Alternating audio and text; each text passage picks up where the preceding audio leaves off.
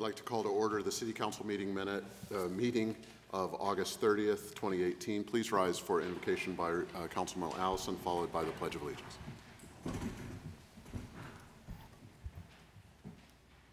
Heavenly Father, we come to you tonight humbly asking for your grace and strength tonight and your wisdom as we conduct the business of the city. We look forward, Lord, at the end of the summer, entering the last quarter of the year, that the last third of the year, rather, that you help us as we face budget decisions and deliberations as we go forward on some very serious things. We need your help, we need your wisdom to guide us, to make good decisions that will benefit our city, not just now, but into the future, things that we can build upon. And Father, we also think of our colleague, Bonnie Katz, tonight, and struggling with an illness, but we know she's going to be blessed by you. We ask for that tonight, Lord. And we ask all these things in Jesus' name.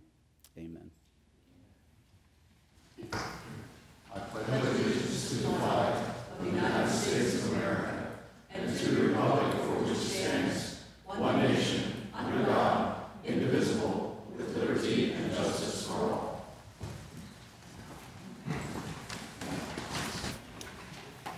Thank you, Mr. Allison. Next item on the agenda is approval of City Council meeting minutes dated August 2nd, 2018. Can I have a motion and a second to approve those minutes? So moved. Second. Hearing a motion and a second. Any comments or questions? Hearing none, Mrs. Frank, please. Ms. Mealy? Yes. Mr. Noviello? Yes. Mr. Henderson? Yes. Mr. Slaughter? Yes. Mr. Allison? Yes. Dr. Williamson? Yes, and those minutes are approved. Next item on the agenda is limited courtesy of the floor. We've had no requests for that this evening, so we will move to our next item, which is a presentation of the final report of the Charter Commission by Commission Chair Fred Holland.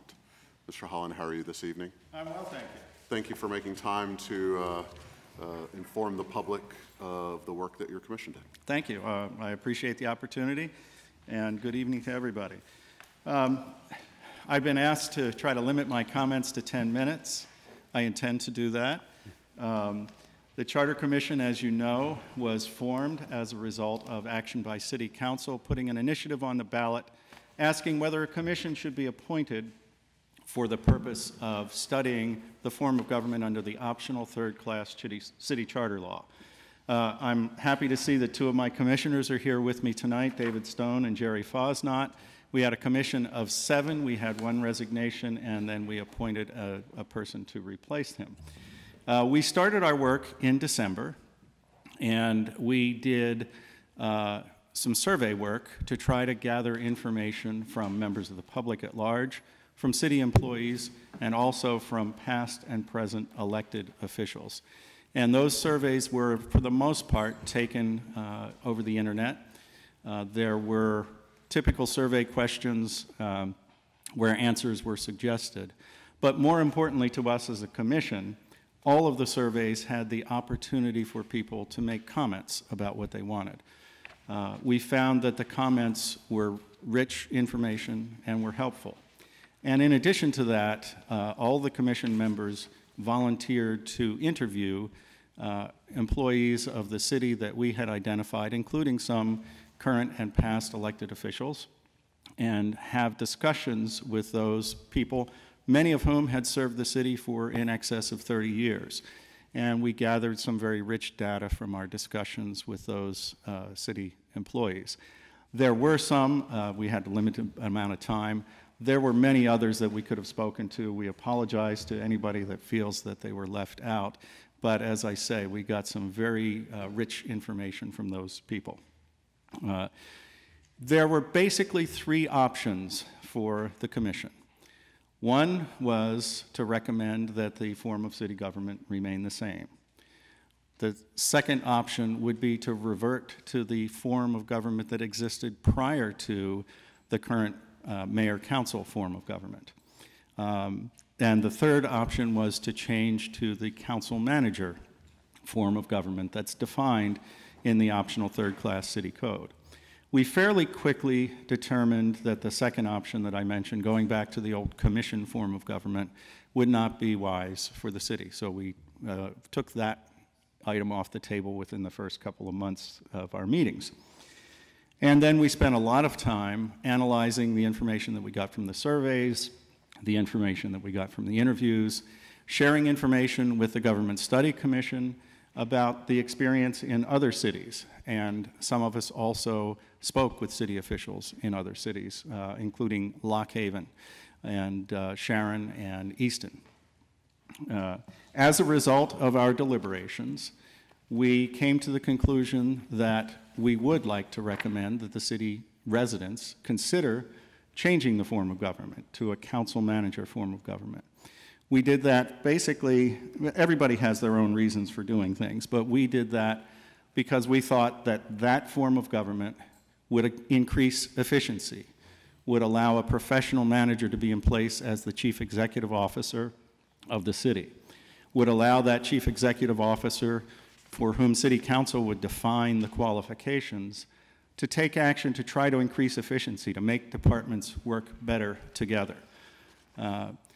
In addition, one of the things that was a repeated theme in the information that we got was that it was difficult for people to feel that they could participate in a long-term strategic plan with elections coming up, with the CEO changing, at least potentially changing, every 4 years. And we felt that the concept of strategic planning would be better implemented with a professional manager in place who could implement plans subject to, of course, the direction given by City Council. So we believe that the citizens should have the ability to consider changing the form of government to the council-manager form, where the citizens elect council. Council would elect one of their members to be the mayor. The mayor, under this, under the optional third-class city code in this scenario, would have largely ceremonial powers, would be acting as the president of council, would have other powers that go along with the ceremonies that mayors do, but the chief executive officer would be the manager appointed by council, under contract by council, and that form would increase efficiency and make for a better form of government for the city. That's our recommendation. It will be on the ballot. My colleagues have passed out our report. I assume council members have been given the report. I would encourage everybody to read it. It's not that long. It's 10 pages, and I think the appendix is about 3 pages, and that is a summary of the charter that is provided by the optional third-class city code. We don't have the ability to deviate from that charter other than determine or to recommend whether it should be mayor council, council manager. We did not have the authority, for example, to suggest election of council members by district or to change other elected offices other than the mayor's office. So that's really, I think, what I have to say. I think I'm close to my 10 minutes. I'm certainly happy to respond to any questions that any of you might have. Thank you, Mr. Holland. One of the things that council has tried to do as a body from the point in which we took action to place the question on whether your commission, place the question on the ballot for the public to decide whether your commission should exist, was to try to remain focused our attention on the daily business of the city and not engage in a body in the process of your commission and the public going through this discussion, recommendation, and debate. And so when I asked Mrs. Frank to reach out to you to set this up, the goal of having you present tonight, and also the chair of the Government Study Commission, once their work is complete as well, is to help make sure that the public is as informed as possible without engaging in necessarily questioning coming from council as a body or in debate from this chamber. So I think what I'm going to do, unless my colleagues differ, is simply thank you for coming this evening. Thank the commission for all of the hard work that they did to think hard about these issues, and ask the public to become fully informed for making their decision in November. Thank you. There is one other thing I meant to mention that I forgot, and if I can take that opportunity now. I want to point out that our full report is published on the internet. It's pretty easy to find. If you Google City Charter Commission, you will find the full report on our website. We also have a Facebook page that links to it. The full report has already been published once in the classified section of the Williamsport Sun-Gazette, and it actually fits pretty nicely. It's that short. We will have 2 display ads and 1 more classified ad where the full report will be published again. So once again, I would encourage people to look for that and to go on the internet and read it. We've passed out some copies tonight, and copies are available in Janice's office as well. All right, thank you. With what I said as a precursor, I'll double check and see if any of my colleagues have anything they'd like to add. Mr. Allison? Not really to add, but to reiterate your thanks. We deeply appreciate all the time and effort the people gave of themselves, not just to serve, but you had to run to serve. You had to be elected to serve. You had to put time in just to volunteer all the hours that you put in to this study, which, as Dr. Williamson said, we didn't engage in your process at all. But I do want to say it's unfolded, at least in my mind, to the most positive expectation I had when we thought about it and then decided to pass that ordinance and give the voters a chance to vote in a primary if they wanted a study commission at all. That this was a great exercise in democracy and people's rights to decide what they want to look at and when they want to look at. So, and I just want to back up what you said about people being involved with this process going on. Don't wait till November to walk into the voting booth on these questions. There's plenty of time to get informed. You can call any of these people, find out who's on these commissions, and talk to them. You can read the report. I don't know if there's going to be any town halls or anything where... That would be up to the commission. Well, we're actually now officially disbanded, because once we Right. finished our work, Yeah. we're disbanded. But I understand that there has been discussion about the possibility of town halls that would include both commissions, and I would certainly be willing and happy to participate in those. And that would be an added benefit. But the whole idea of having a study, any kind of study done, was that it was going to be impartial. It was not going to involve any elected officials. And it was a chance to study something that hasn't been looked at in a generation. And Lord knows the world, politics, economics, everything, the law has changed so much in that generation. It only makes common sense every so often to be introspective and take a look at what's going on and what you're doing. So I think we've come full circle now, and it's going to be in the voters' hands where it belongs. And thank you all for your service. Thank you again. Very much, Mr. Hall. Thank you. I think we're going to move the agenda around just a little bit and move down to agenda item number 9. And in doing so, I'm going to hand the gavel over to Mr. Allison and abstain from this item for professional reasons.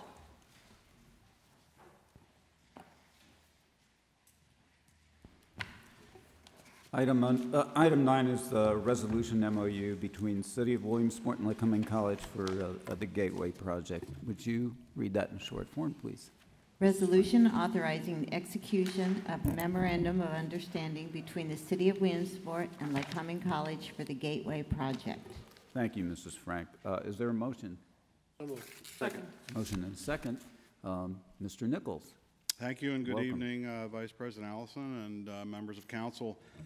This memorandum of understanding between the City of Williamsport and Lycoming College outlines a partnership in the project commonly known as the Old City East 3rd Street Gateway Project, which, as we all know, is a major revitalization effort east of Market Street in the Central Business District.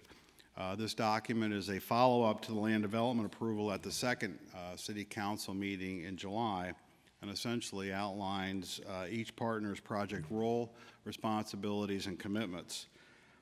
Section 1 of the MOU outlines actions needed as set forth in the land development plan, which was thoroughly reviewed at that meeting I referenced. Section 2 relates to the design work completed for Franklin and Basin Streets and associated responsibilities. Section 3 defines responsibilities for construction activities as included in the project scope of work and follow-up maintenance activities. And the remaining sections relate to the progress of construction, identification of funding sources, indemnification, and required legal language in this type of document. We also included a source and use of project funds matrix in your packet of information, and this information was updated through the end of June to give you an idea of what grant applications have been approved, which is pending. You can see that several of these grant applications have been approved for the project. And as discussed at the Finance Committee, we will update this sheet to reflect actions taken tonight and any other updates through the end of August. Here tonight from Lycoming College is President Tracty, who will be glad to answer any questions you may have and to provide any update if need be. I should, referencing the matrix, I was going to discuss that with a subsequent resolution, but I should say that out of this project, we sort of got into a lead partnership, including the City of Williamsport, Lycoming College, the County of Lycoming, the First Community Foundation of PA, the partnership, the Lycoming Economic Development Foundation, River Valley Transit, all are contributing local share to this project. And I think what needs to be said is that this partnership has raised about $2.5 million in local funds to match a $25 million project. And you know, key to this, obviously, is Lycoming College's Gateway Project. So I think we're all very pleased to be here tonight to present this MOU. And again, I'll defer to the chair and President Tracty for any further comments. Thank you, Mr. Nichols. Dr. Tracty, would you care to come to the podium?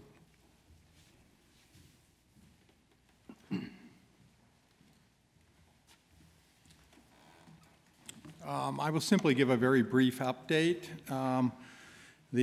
Probably the most important aspect of the update is that we had a meeting of our executive committee this morning to review a guaranteed maximum price for our construction manager for the site work and the building itself, and it was a favorable outcome to that meeting. We had already previously signed for the site work so that we could get started on the project. We've had some challenges with the weather, as you might imagine, but we've worked ahead on other things and, in order to keep ourselves on schedule. This document has been reviewed by the college's legal counsel, who is comfortable recommending it to our governance process for adoption, assuming that the city proceeds forward as well. Thank you. This was reviewed by Finance. I know because I was there. Ms. Mealy, would you Sure, lead absolutely. us through that? I should mention that actually also previously it was reviewed by EIC. I know because I was there, and so was Mr. Allison, by economic revitalization, that is. And I think both subcommittees of City Council received it positively. As far as finance is concerned, to be honest, while of course this involves a pretty heavy financial weight, millions of dollars in grant funds and money that we've been fortunate to be able to allocate to this project. This particular agreement has very little money changing hands, I think $1, and mostly as an exchange of property. The finance and economic revitalization were both very excited to see this document come through. This is, as we discussed in finance, can't really be considered a template for any projects that we might engage in as a city government moving forward, because the project is so unique. It is unusual and exceptionally fortunate on the part of the city and I hope as well on the part of the college to have as a partner a nonprofit that's engaged in redirecting its campus and sort of changing the, perhaps not the mission of its institution, but the look of its institution in such a way that the city and the college can partner to really make a huge imprint on a neighborhood and dramatically change a neighborhood without in a way that allows everyone to sort of get their work done and allows for a level of cooperation that I think we probably won't see again anytime soon, though we can hope.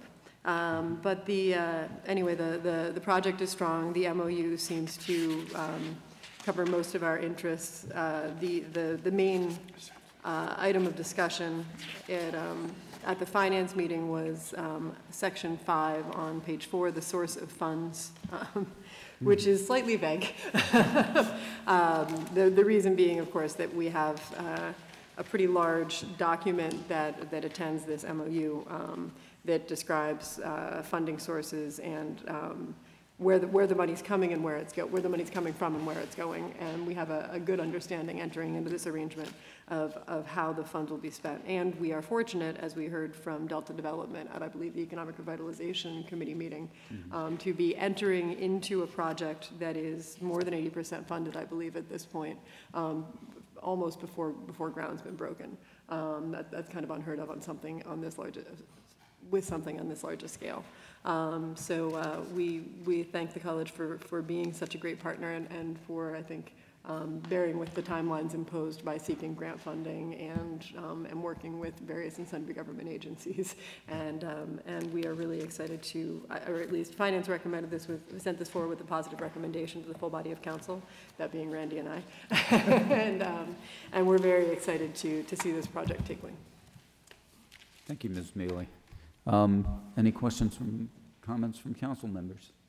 Mr. Novial. Just a sort of quick comment. Among the people that I've been speaking to about this over the period of time when we've been working at it, there's an air of excitement and anticipation about it, I think, that we haven't talked an awful lot about with respect to the public in general. They're anticipating the final outcome in what we might call this phase of the development of the east side of the city. It's a major step, not only in the future of that section of the city, but I think a major step for the community as a whole. And I think that's important to take note of. I also want to take just a moment to thank Dr. Trackey and those who have supported his efforts to help bring this together. I sort of look at the college at this point as a bit of the keystone for this project at this point. And without, you can't remove the keystone from anything without having a faulty circumstance. So it has served as a very good sort of starting off point, and then has also served as sort of the control mechanism that has put all this in one final piece. And I've been happy to see that we've moved it along, frankly, as quickly as we have. That hasn't always been the case with a project of this size. So I want to thank all those who have been involved, and that includes all of us at the table in front of us and those who have done the work here on the council up to this point. We're on the way to this. I think we're all anticipating not only the enjoyment of having it done, but the visual element of this at the same time. So let's get it done. And thank you all for the work involved up to this point. Thank you. Well said. Other comments or questions?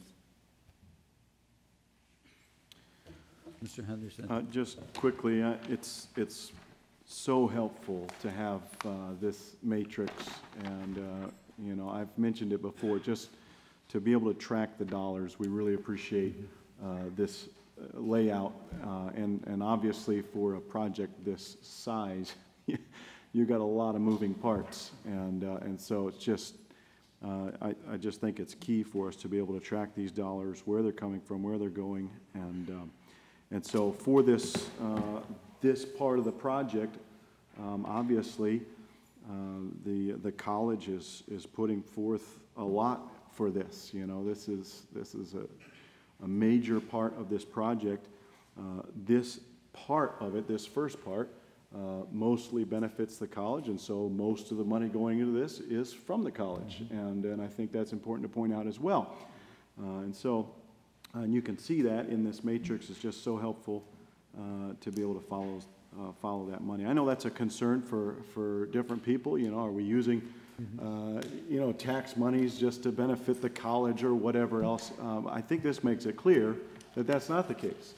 And so I wanted to point that out, and thank you for giving us this information that really helps to solidify that and ease some of those concerns that have been voiced by some.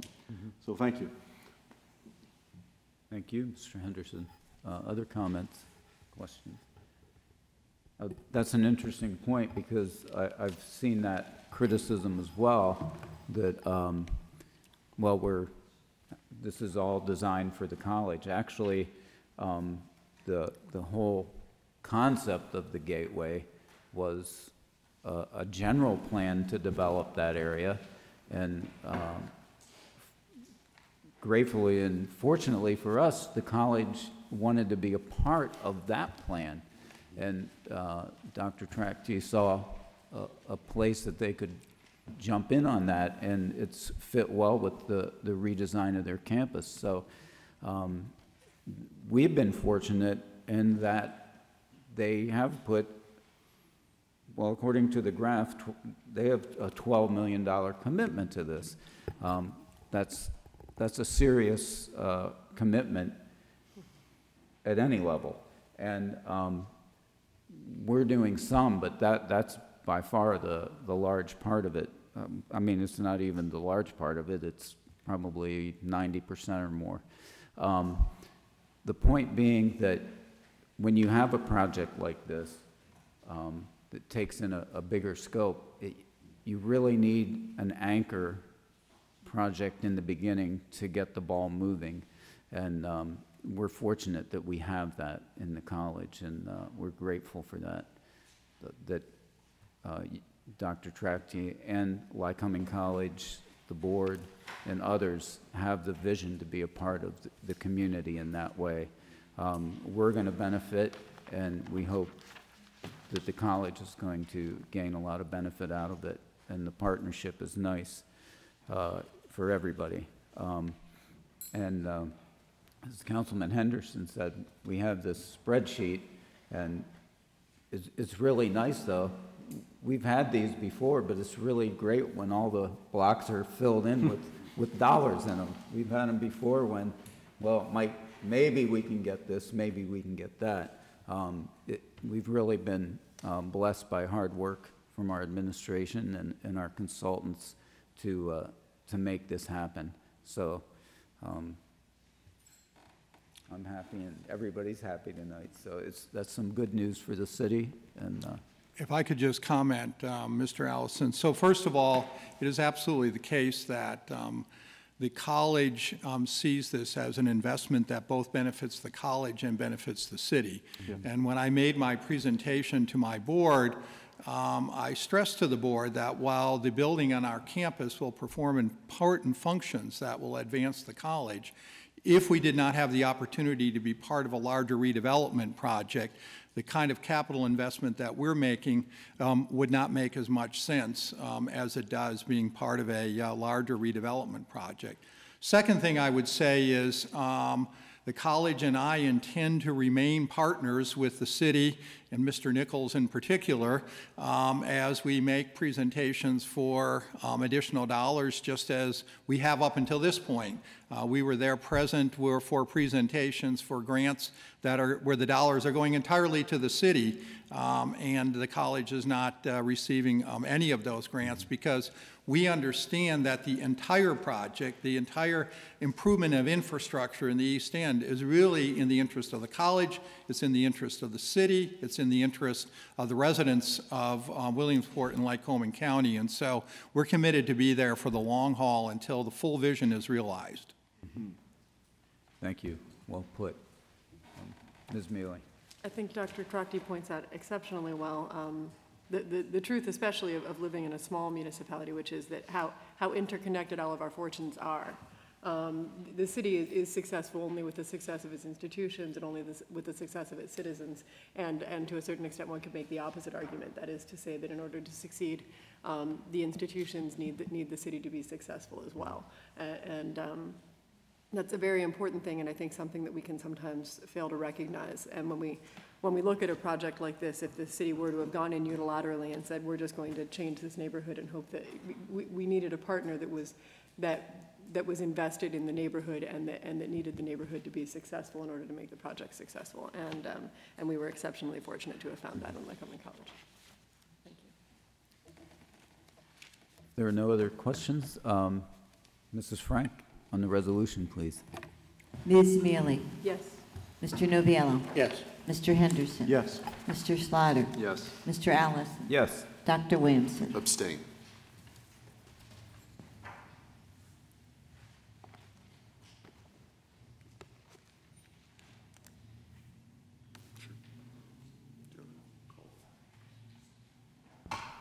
Call the outcome. Oh.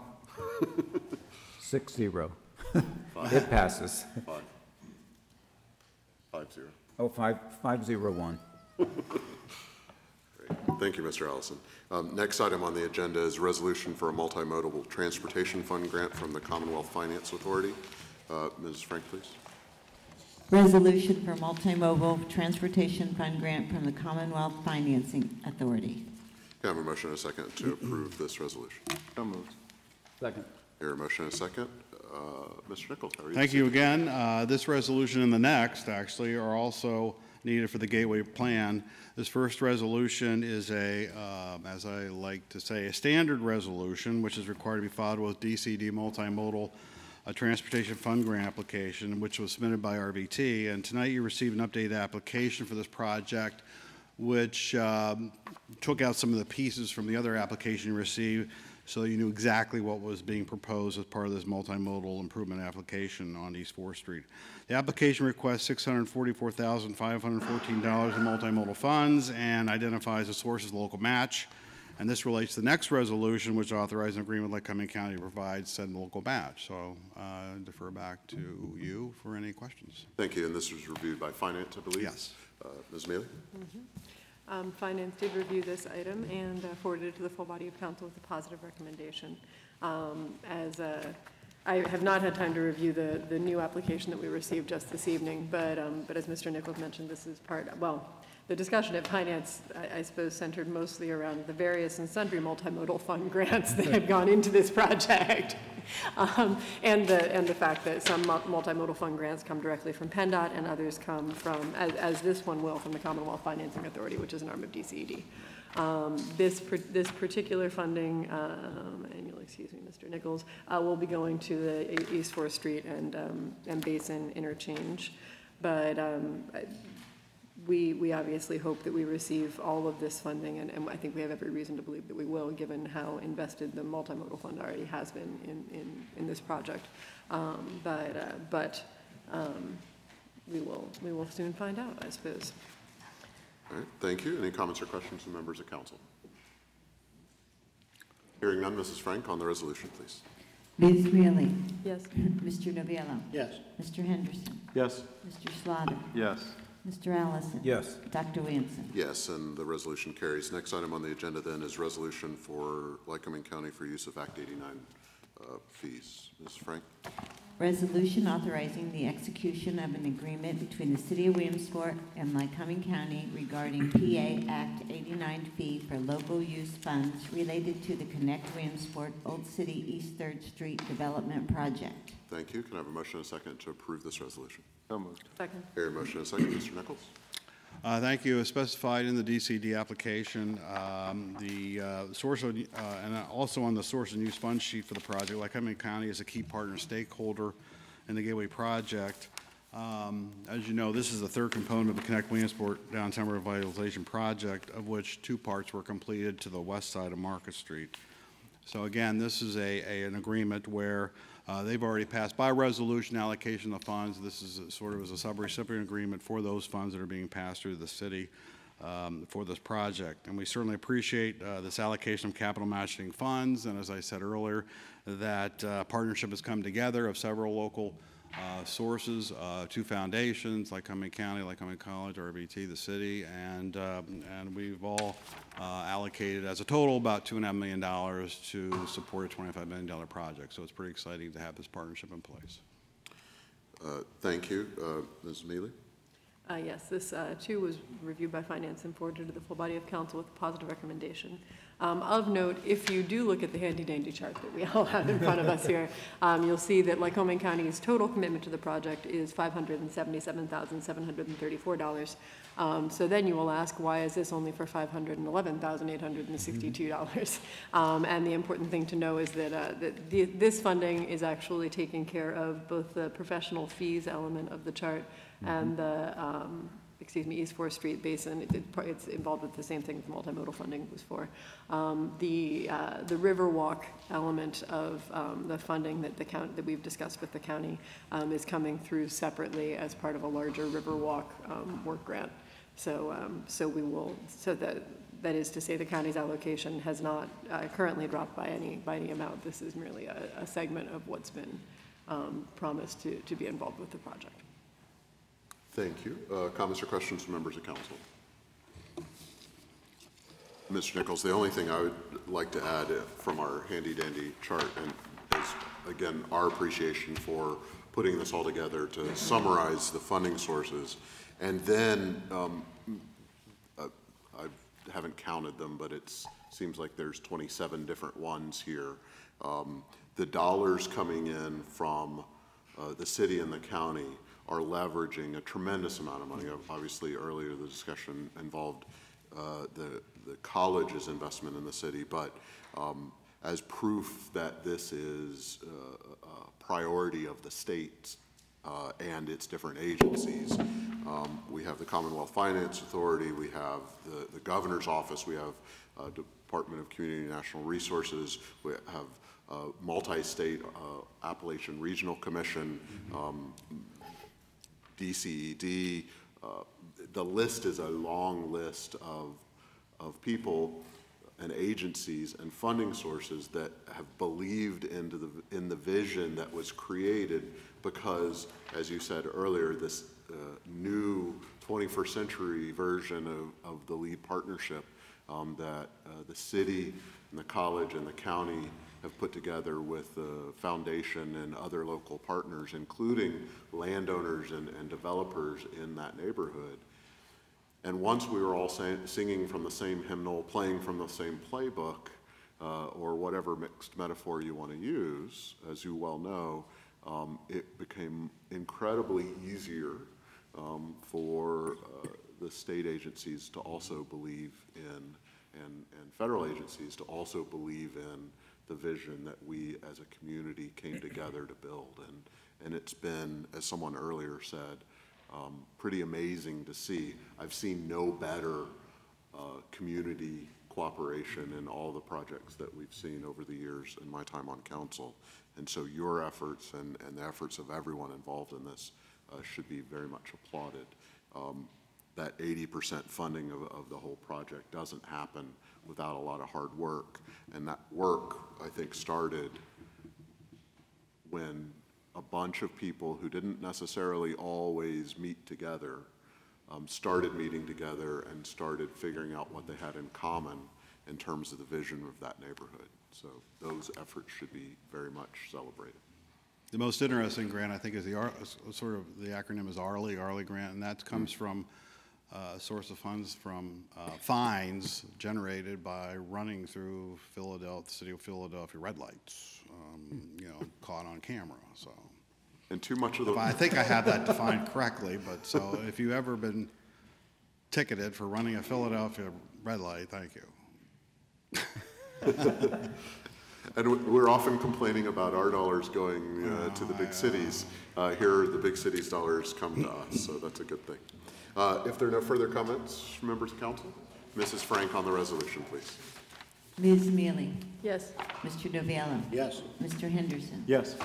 Mr. Slaughter? Yes. Mr. Allison? Yes. Dr. Williamson? Yes, and that resolution is also approved. Thank you, Mr. Nichols. We're going to move back up to the top of our agenda. Thank you. Thank you. Where we have a reappointment to the Recreation Commission. Mr. Mayor, I believe that's yours.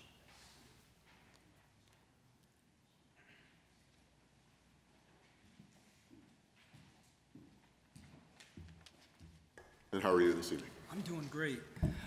Thank you, Dr. President, Mr. Vice President, members of City Council. Before you, I have a reappointment to the Recreation Commission.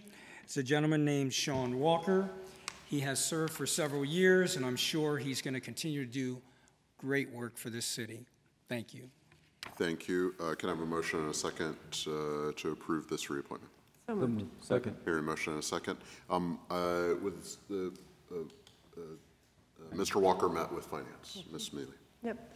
Yeah, we had a brief discussion with Mr. Walker at the beginning of our finance meeting on Tuesday, and established that he is indeed a great fit for our Recreation Commission and has been doing good work there, and that Finance would very much recommend that we allow him to continue.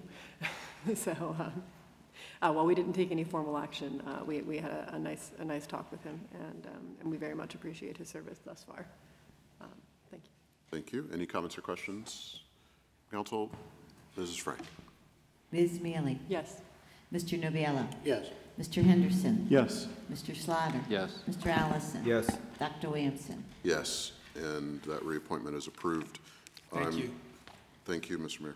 I'm scanning through our agenda to see who else we might have guests for, and I'm going to ask Mr. Girardi to come up for demolition, or application for demolition for 419 3rd Avenue.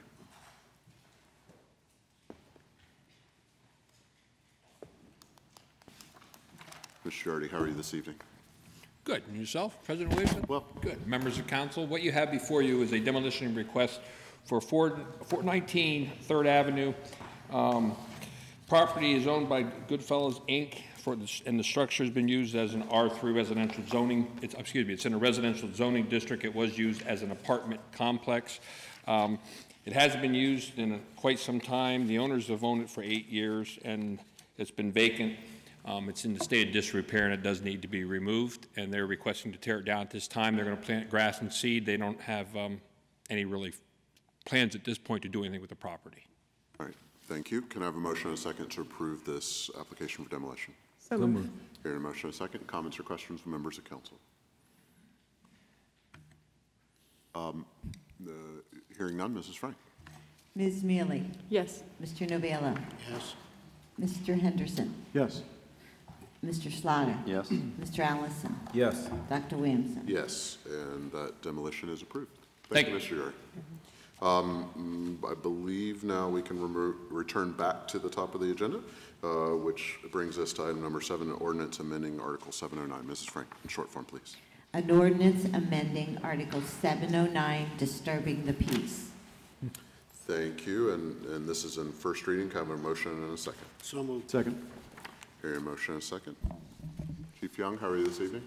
Good evening, Mr. President, members of council. Before you have a amendment to the ordinance of disturbing the peace, Article 709, specifically as it relates to the new Pennsylvania fireworks law, in that the consumer fireworks shall be approved for the use starting the weekend of July 4th, permitted through the following calendar weekend. The weekend would start on the Friday before the 4th, and the times would be 8 a.m. to 10 p.m. Additionally, New Year's Eve would be allowable starting at 8 p.m.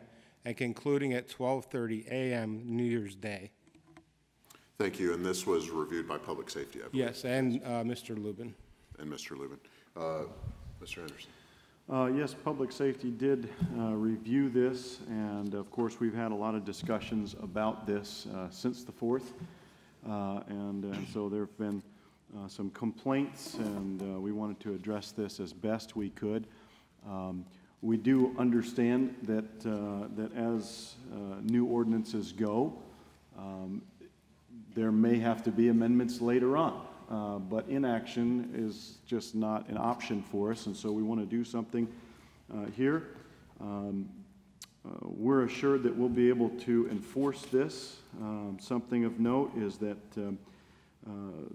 that you need permission from property owners to use these fireworks wherever you are, and that and you can't use fireworks within 150 feet of any structure. I mean, those are some major points right there that we need to be aware of, and just to point out. And so private property, you've got to get the permission of the property owners. I know there's been complaints about use of fireworks in cemeteries and things like that. You need to have permission in order to do that. And so that's something that's enforceable as well.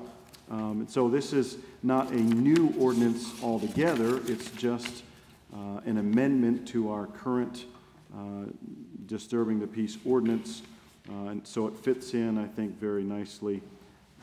I think the timing is defined well for us, and if that doesn't work, we can come back and amend that later on if we should choose to. But I think this will do well to help all of our residents with and the pets especially, who are really struggling with fireworks going off all the time. So I think this is needed and important for us, and we didn't have any problems giving this to the full body with a positive recommendation. Thank you. Thank you, Mr. Henderson. Any comments or questions from other members of council? Mr. Allison. Could you, I just have some questions on the approved times when they can do it. Yes. When fireworks can be set off. It says the weekend before the July 4th, and then the following weekend. So July 4th falls on a Wednesday. Does that mean they can do it the weekend before? It's a 1 week period? Correct. If July 4th fell on a Friday, Saturday, or Sunday, would that make it a 2 week period? No, it would be till the following Friday. The weekend is defined by a Friday. But they could start the weekend before. Suppose it fell on a Friday. They could start the weekend before? And end that Friday on July 4th. Or they would end the day of July 4th? That would be the week period. Okay. Well, Through Sunday, right? Through Sunday, correct. Through Sunday. Okay. Okay. 'Cause, I mean, it could That's be about, right about 10 days. right? Conclude the Sounds like following one way or the Sunday, other. yes. Okay. Right, I think in any circumstance, what we're looking at is 10 days max, or at least that's the intention. Mr. Lubin looked like he had something to say? No, okay. It couldn't be interpreted to say the weekend after? Is there any way it could be interpreted to mean 2 weekends? Oh, 2 weeks, rather. The weekend before, but July 4th falls on a weekend, then it would go to the weekend after. It seems like the key to that, and I'm trying to read it for that detail, it doesn't say conclude the following weekend, it says conclude the following Sunday. And so if it was Friday, the example that Mr. Allison, it would start the weekend before July 4th, i.e. June 29th or whatever it is, and conclude the following Sunday, July 6th. Correct. Okay. Okay. And if it fell on the Sunday, it would start the Friday before, presumably, and conclude the Sunday, the 11th, correct? Correct. And now we've read that into the record, and so Right, yeah. that's, that helps too, I believe. For all those people who are listening to the record and then going on to... No, for when the city gets sued. Okay. Hi, Judge. Whichever judge it is, hi, Judge. Make sure you get that typed out, Mrs. Frank. Mr. Novielli. I think at that meeting with the chief, we also sort of clarified that with the help of local media outlets, that we would be able to announce these times in advance. So there's no specific fear for anybody thinking, well, I have 2 weeks.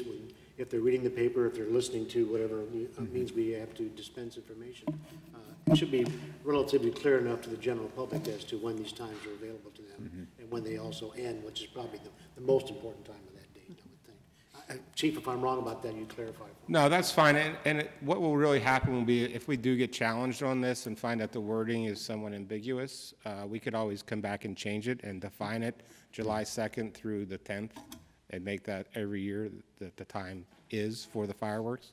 And that would solve any argument should it happen in a court on an appeal or a hearing. Any further comments? Hearing none, Mrs. Frank on the ordinance and, oh, I'm sorry. Oh, it really didn't matter. I was just going to say thank you very much to the chiefs for working on this ordinance. I've heard a lot of comments, and our dog spent about 4 weeks around the 4th of July this year in a windowless bathroom hiding. And I'm fortunate to never have been in any sort of war zone, but I feel as though I'm slightly closer to understanding it now. and I think I think this seems to me to be a fair arrangement where everyone gets to have their fun, but there's an end to it, and life can return to normal. So thank you. Thank you. And Chief Heckman was instrumental in helping us draft this also from the safety aspect of the ordinance itself. Fantastic. I'd add to what Ms. Maley said, I do believe that it's a fair compromise between those who enjoy fireworks when they can be safely used and those who are very much concerned about the never-ending boom pop that we experienced this year. It allows a window for that fun to happen with a defined beginning and end that hopefully once education occurs, the public can rely on. So thank you both for your leadership on this. Any other comments? Hearing none, Mrs. Frank on the ordinance in first reading. Ms. Mealy? Yes. Mr. Noviello? Yes. Mr. Henderson? Yes. Mr. Slaughter? Yes. Mr. Allison? Yes. Dr. Williamson? Yes, and the ordinance passes in first reading. We'll see it again in 2 weeks. Next item on the agenda is a resolution for an MOU between the city and Williamsport Area School District. Mrs. Frank. Memorandum of Understanding with the Williamsport Area School District for one full-time and one part-time school resource officer. Thank you. Can I have a motion and a second to approve this resolution? So, second. Carry motion and a second. Chief Young. Good evening again.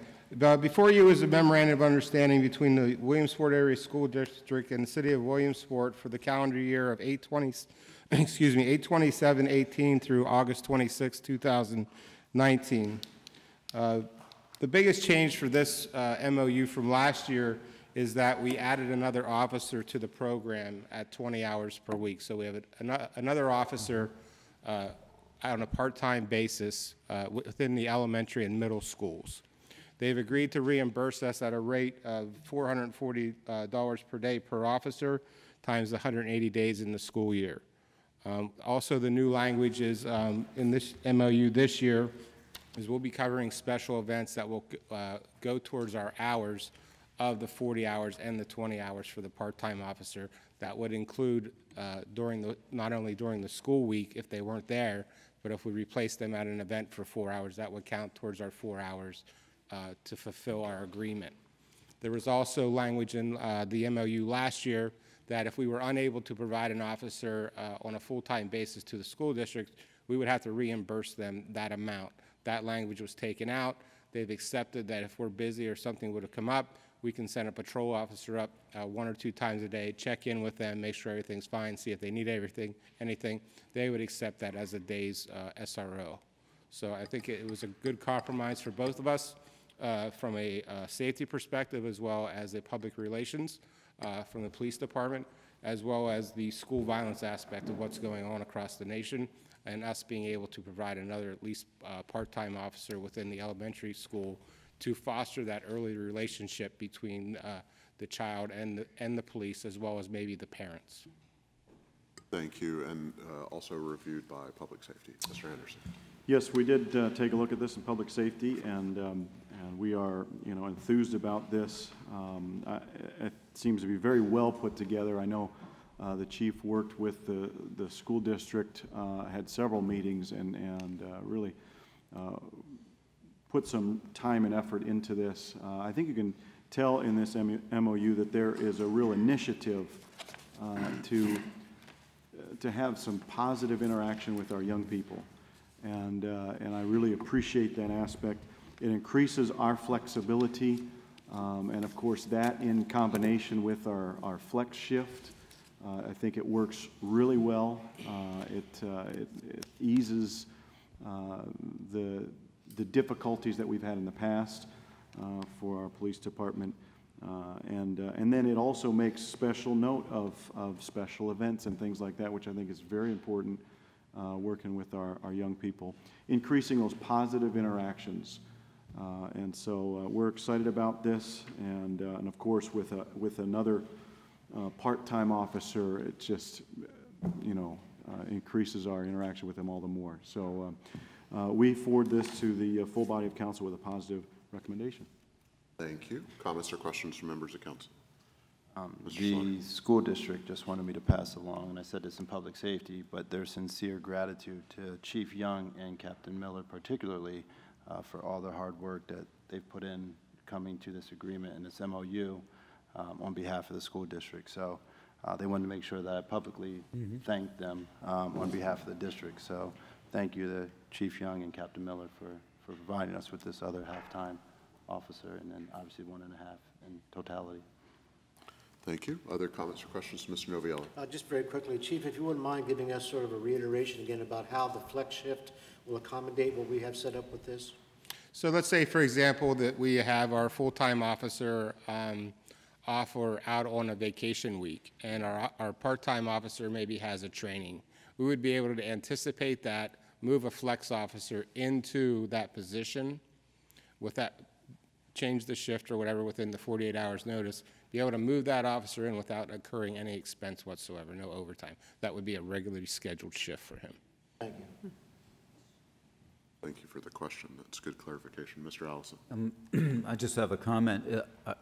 It's really a well-thought-out program, and that we're not just throwing police in there, but there's a lot of detail in here about the communication, not just when there's a problem, but there's regular ongoing assessments in communication between the school district and the police officers about are they meeting expectations, are things going as planned, weekly meetings with principals in the building. I mean, it's really something that has a structure to it, and I think that's why it's doubly successful. So thank you for making it a great plan. Any other comments? Hearing none, Mrs. Frank? Ms. Mealy? Yes. Mr. Noviello? Yes. Mr. Henderson? Yes. Mr. Slaughter? Yes. Mr. Allison? Yes. Dr. Williamson? Yes, and that resolution is approved. Thank you, Chief. Let me make sure that I'm not skipping over anything. I believe I have Mr. Nichols coming next. So we have resolution authorizing execution of a contract between the City RVT and Bridgestone Tire. Mrs. Frank. Resolution authorizing the execution of a contract between the City of Williamsport, River Valley Transit, and Bridgestone American Spot Tire Operation, LLC, for the rental of bus tires and tire service. Thank you. Can I have a motion and a second to approve this resolution? So move. Second. Hearing a motion and a second. Mr. Nichols, welcome back. Thank you. Are you ready for this? I'm excited. This is where the rubber hits the road. All right, tell us about your non-standard resolution. I'm sorry. Yeah, this is for the execution of a contract between River Valley Transit and Bridgestone Tire Company for the rental of bus tires and tire service. We did have a public bid opening, and it was determined that Bridgestone is the lowest responsive and responsible bidder for this project, and that the lease option, as determined by our required cost analysis that we have to do based on FTA regulations, that it is more cost effective to lease the tires than an outright purchase. Also, fortunately, the new effective lease rate for the rental tires is a little bit lower than the rate we're currently paying, so we will be saving some money immediately with this contract. This was reviewed by the Finance Committee, and I'm glad to answer any questions. Thank you, Mr. Nichols. Ms. Mealy? This somewhat punny resolution from Mr. Nichols was expected and not, and Finance forwarded it to the full body of council with a positive recommendation. It doesn't require much other comment. Thank you. Thank you. Any comments or questions from members of council? Hearing none, Mrs. Frank? Ms. Mealy? Yes. Mr. Novello? Yes. Mr. Henderson? Yes. Mr. Slaughter? Yes. Mr. Allison? Yes.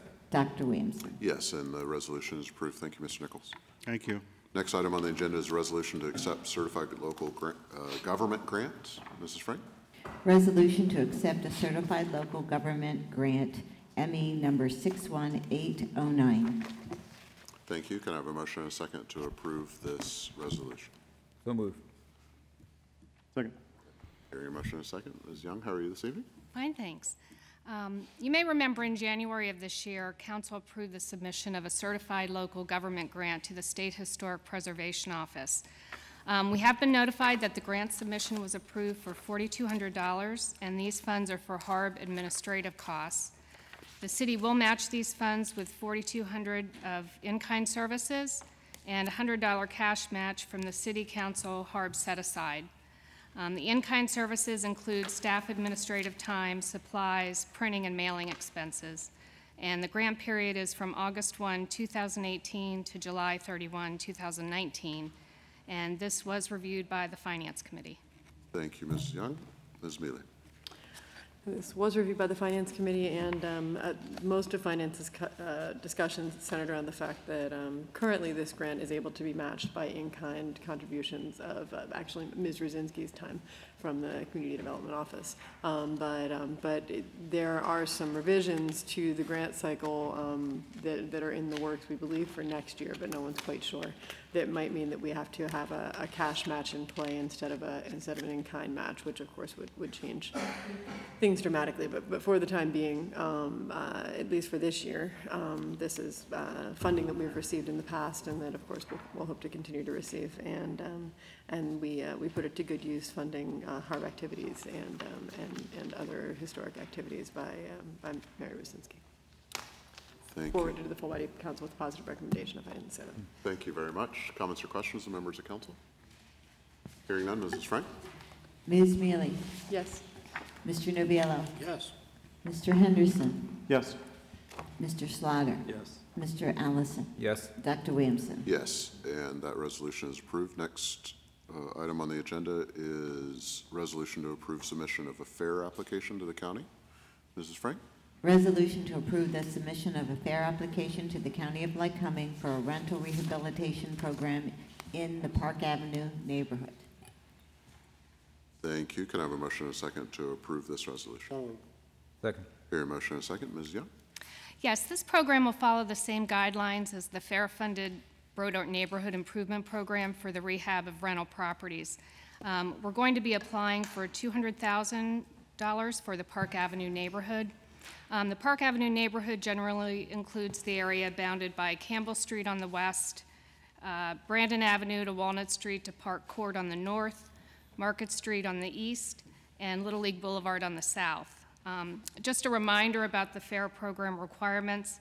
30% of the $200,000 must be used to benefit households that are at or below 50% of the Lycoming County 2018 area median income. The remainder of the FAIR funds can be used to benefit households with incomes from 50 to 200% of the area median income. And all assisted rental units must be affordable to lower income households, and that's based on HUD's 2018 fair market rents. Maximum project amount is $25,000, and the program does require a 15% contribution from the property owner. The funds will be provided at a 0% interest rate with a 10-year forgiveness term. Ingalls Planning and Design is the consultant that's been hired to do the Park Avenue neighborhood plan, and they've done a pretty in-depth analysis of the housing in the area, and it really does show a strong need for this type of project. Some of the demographic information to support this, 74% of the housing units in the neighborhood are renter occupied, and most of the parcels in this neighborhood are in Census Tract 4, which is 77% low to moderate income. If the city is awarded these funds, the project would begin in the summer of 2019, and we would be considering this as an early implementation project that is part of the Park Avenue revitalization plan. And this was reviewed by the Finance Committee. Thank you. Ms. Bailey?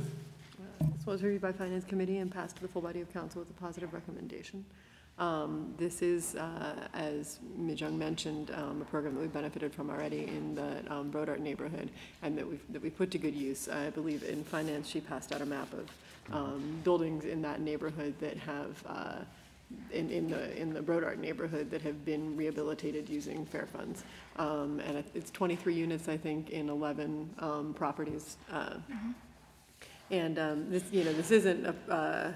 this isn't something that happens overnight, but it is a good partnership between fair funding and a property owner. The property owner has a 15% match requirement, which means that it's not simply something where you ask for money and you blow it on whatever on your property and then it's gone. I think it puts thought and it builds value in the neighborhood, and it does it in a kind of slow and methodical fashion that will continue to have a lasting impact. We've seen it already have a good impact in the Brodart neighborhood, and we will certainly, as Ms. Young mentioned, I think the need is perhaps even greater in the Park Avenue neighborhood than it was in the Brodart neighborhood. So the sooner we can hopefully begin to provide some sort of rehabilitation funding in the Park Avenue neighborhood, the better. Thank you. Comments or questions from other members of council? Mr. Noviello? This is another sort of step in the right direction. I think we've sort of been dealing with the Park Avenue issue for a little bit of time here now. We're not quite, maybe I don't think we're exactly where we want to be quite yet, but this is a first step. If it reflects any of the kind of success that we saw with the Brodart and Memorial Avenue scenario, then I would expect to see a repeat of that, which was, I think, very well done and visible each day you go down there now. I think this creates an incentive to other property owners in the immediate area as well. People want to bring up their properties to standard as well, and when your neighbor does that, it's a bit more of a urge or incentive for you to step into that same direction as well. So hopefully this is again that first beginning step that gets this ball rolling, and hopefully we'll see more and more of this develop as time goes along. So thank you, Stephanie, for the work. Much appreciated. Thank you, Mr. Noviello. Other comments or questions? Mr. Allison. One thing we learned from Ingalls, who's our consultant heading up the Park Avenue project, from their extensive study that they did of that neighborhood, that we're at a point where these kinds of things need to be done due to different factors that are affecting that neighborhood if we want things to turn around. We're at that point where we can catch things and begin to move it in a positive direction, but we don't have a lot of time to take to do that. So it's good that we are having this project at this particular time in that corridor, and that we also have the ability to begin to do some things, which is something else we wanted in the plan. And this will be really good timing because it begins to build momentum. It shows improvement and production being done in those kinds of neighborhoods. And similar to, on a smaller scale, what Lycoming College is doing in the East 3rd Street Gateway to get things kicked off. If people begin to see, yes, there are changes being made, it creates the positivity and involvement that you need to have a successful project on a larger scale, which in this particular one, we also have an institutional partner in UPMC. So there are some similarities that we can draw conclusions from in comparisons to. So this is good news, and we thank you for it. Thank you.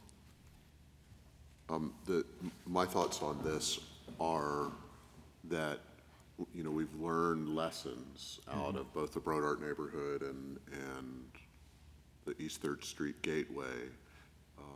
And so to build off what Ms. Young, Mr. Noviello, and Mr. Allison said, those lessons can really be applied in this neighborhood. This is a good first step, and I liked your term, early implementation.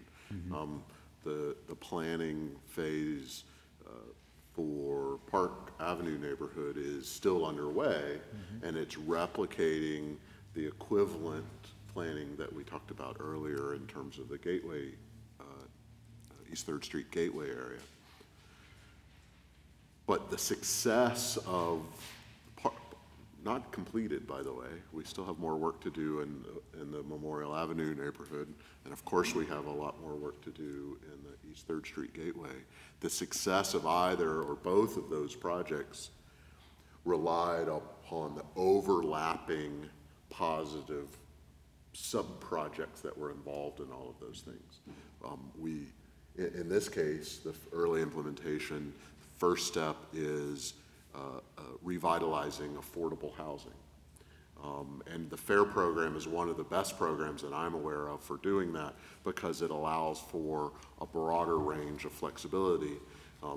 What works for us, and as you said, I believe, was we're exactly replicating what we did in Memorial Avenue on this specific program. Works for us, and that might be different than what would work for a state-funded program funded by the same thing elsewhere. So that's helpful, but it's not the only need in that area. And so the partnership that we have with UPMC Susquehanna, the partnership we have with other landowners, other residents of that area, really needs to start with this, but not just focus on affordable housing. Now let's talk about market rate housing. Let's talk about commercial development. Let's talk about adaptive reuse of older structures in that area, and build so that 5 years into this project, we'll be feeling some success because we've accomplished several of those things. And then another 5 years after that, we will have felt some success across all of those areas, and ones I can't think of tonight, based on the plan that Mr. Allison was referring to. So good first step. Let's keep them coming because that neighborhood is as ripe for positive news as was East 3rd Street, as was what was then the Brodart neighborhood. While nothing turns out perfectly, and we can all point to things that we can still work on in each one of those neighborhoods, if we replicate the success by replicating the model we have in Park Avenue and build momentum towards that, we can hopefully see some really positive economic news in that area. So thank you for this really positive first step. If there are no other comments or questions, Mrs. Frank, on the resolution, please. Ms. Mealy? Yes. Mr. Novello? Yes. Mr. Henderson? Yes. Mr. Slaughter? Yes. Mr. Allison? Yes. Dr. Williamson? Yes, and the resolution is approved. Next item on the agenda is a resolution to request a DEP feasibility study. Mrs. Frank. Resolution to request a DEP feasibility study related to Grappius Run. Thank you. Can I have a motion and a second on this resolution? So moved. Second. Second. I hear a motion and a second. Mr. Fetter? Members of Council, President Dr. Williamson, good evening. What you have before you is a resolution to request a DEP feasibility study related to Grappius Run.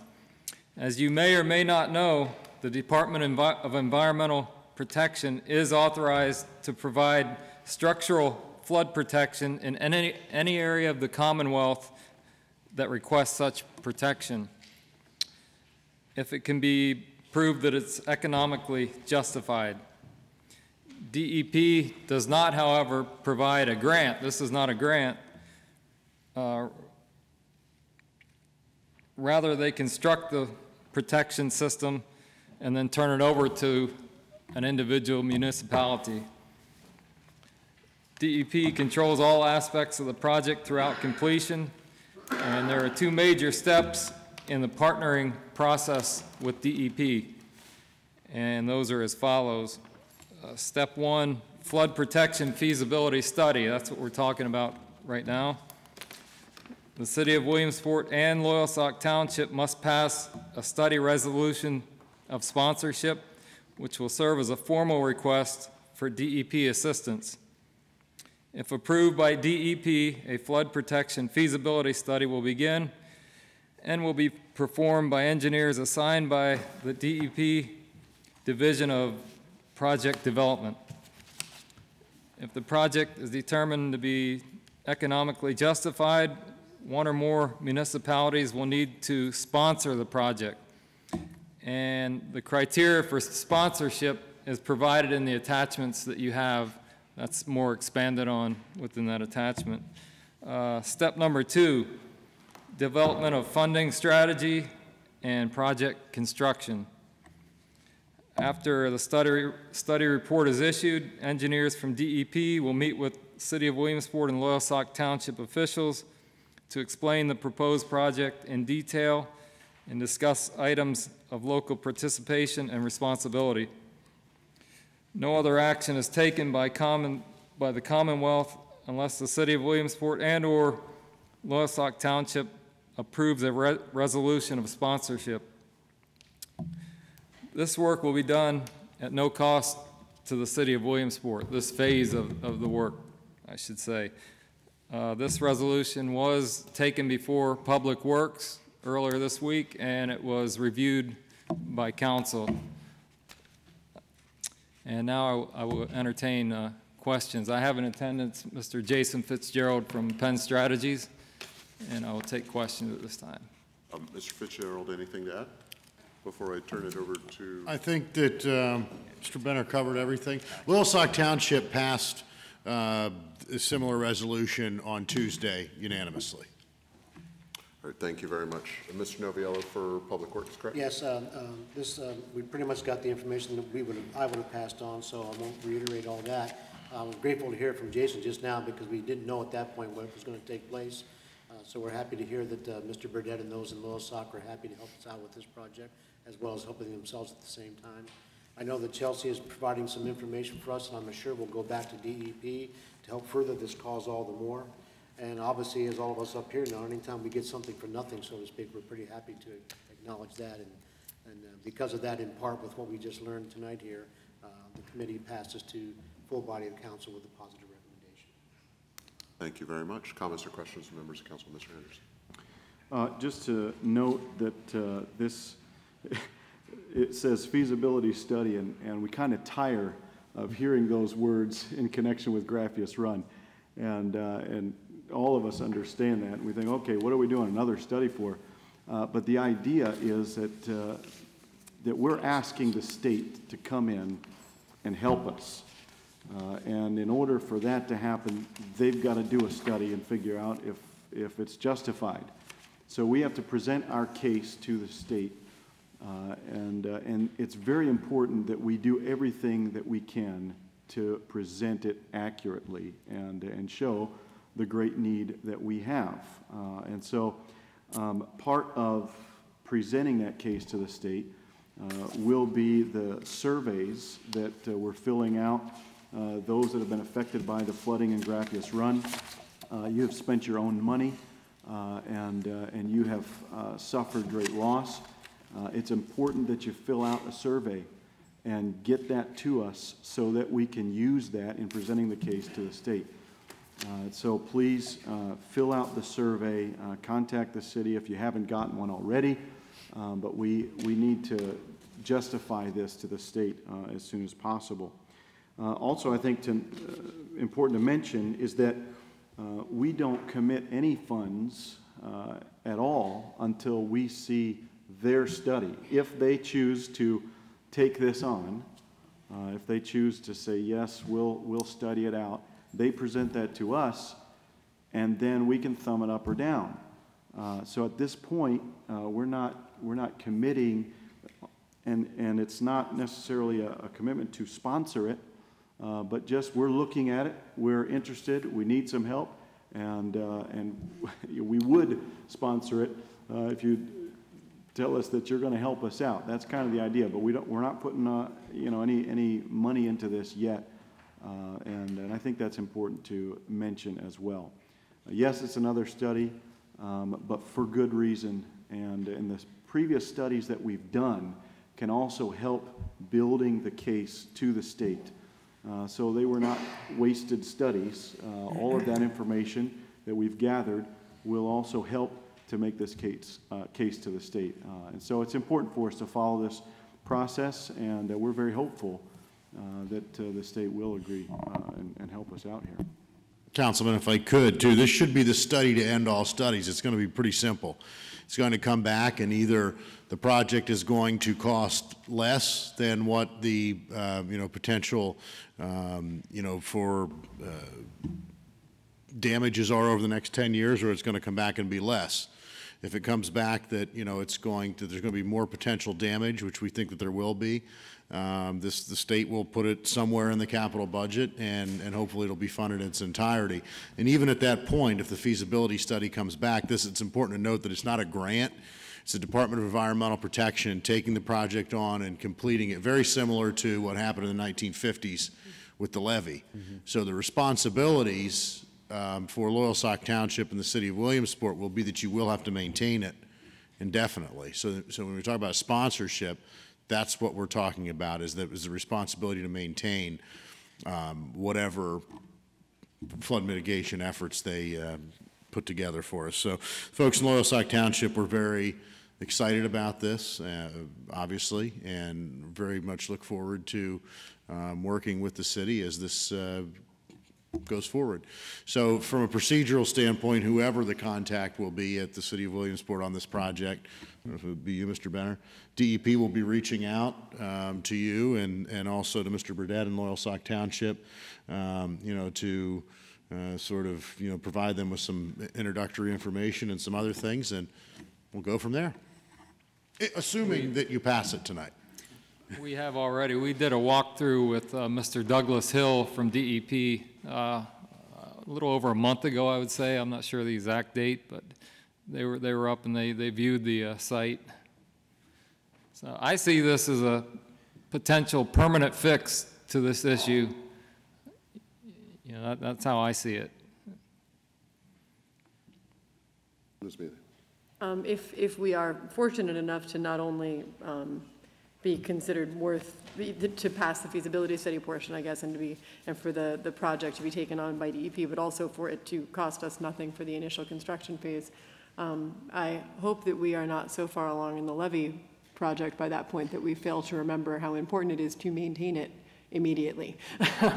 That is to say that if we are lucky enough to have the Graphius Run issue resolved by a state agency, we cannot just sit back on our laurels and wait for 50 years for the for the solution to begin to fail before we start budgeting funding for it.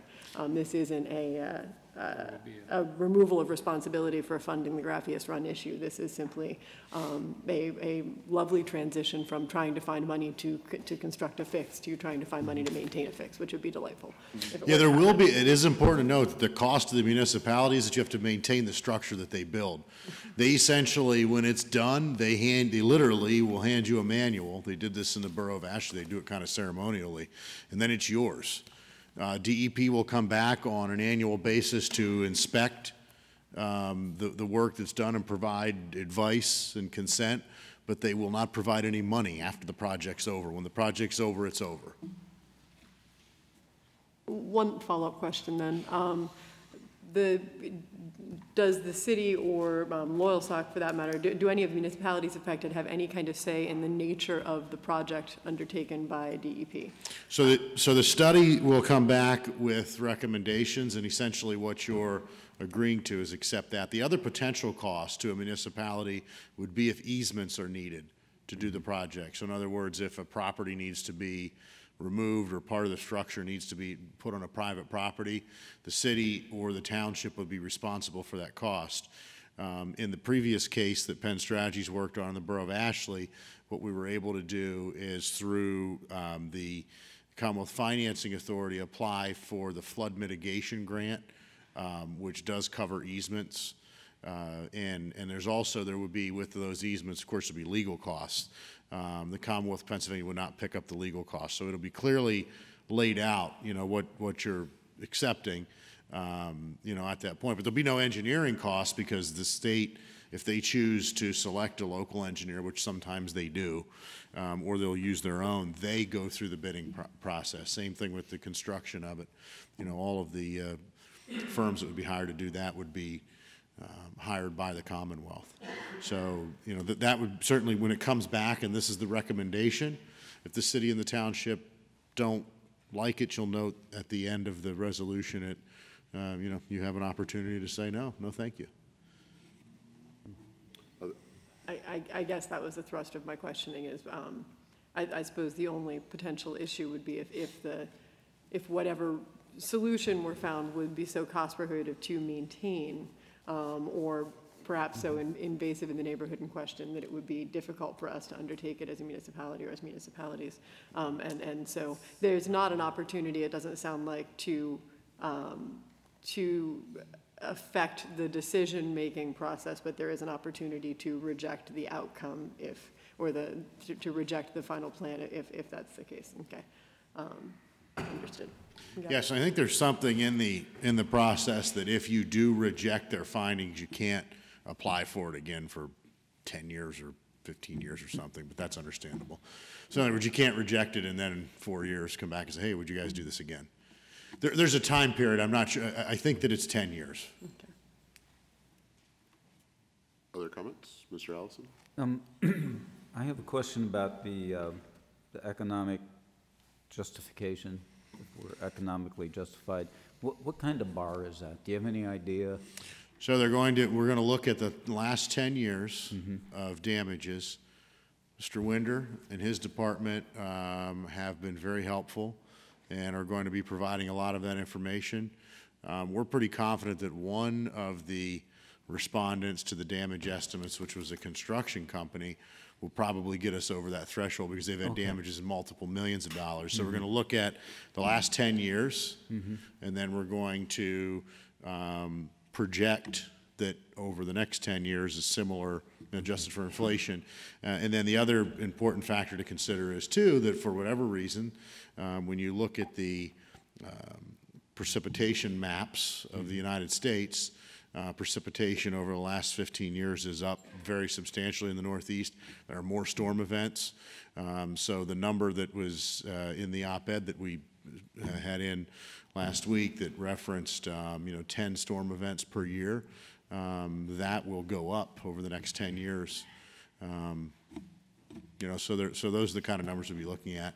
Increased events, and then obviously it's going to be Penn Strategy's job and the intensity. It's going to be our job to make the economic justification to justify the number that we provide them. But I'm very confident that the number is going to be so high that it would have to be a pretty darn expensive project to overcome that.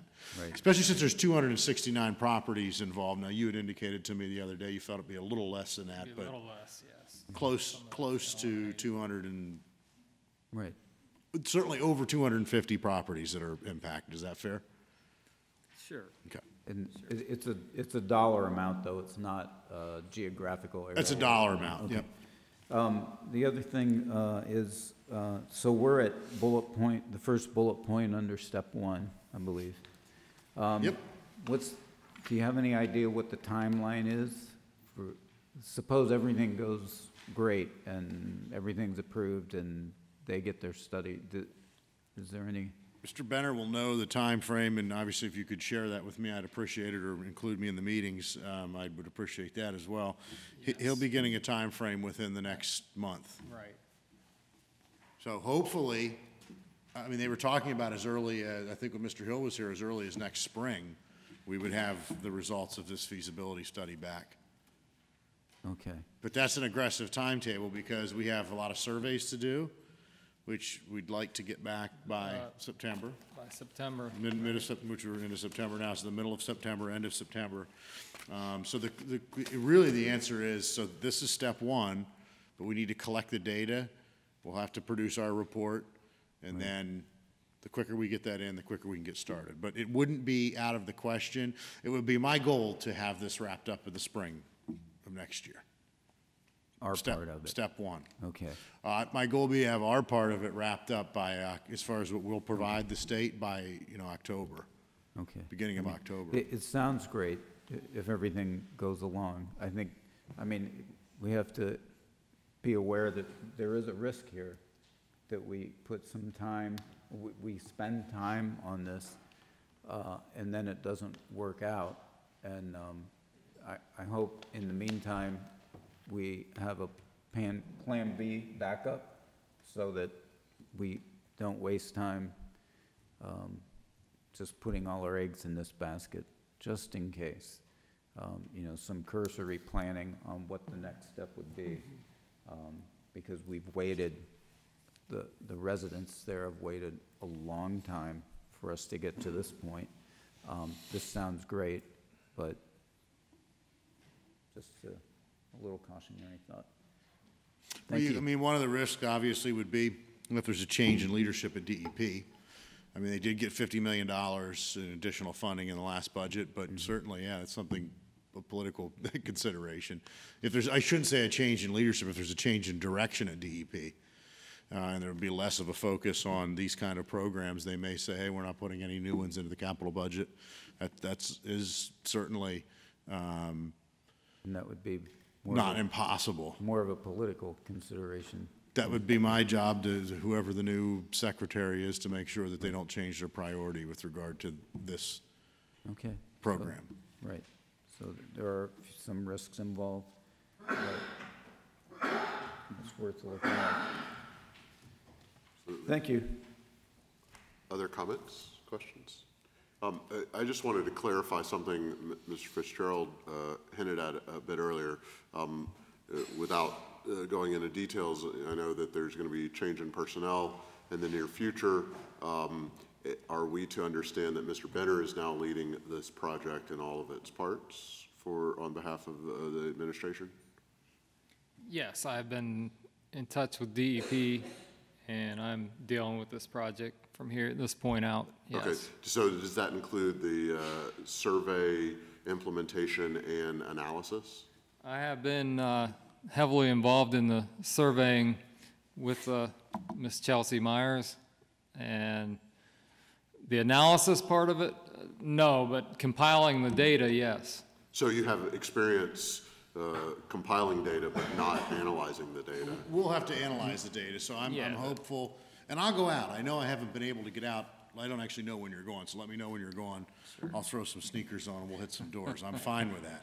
And we have other staff members that can do that. But primarily what Penn Strategy's role would be to analyze the data.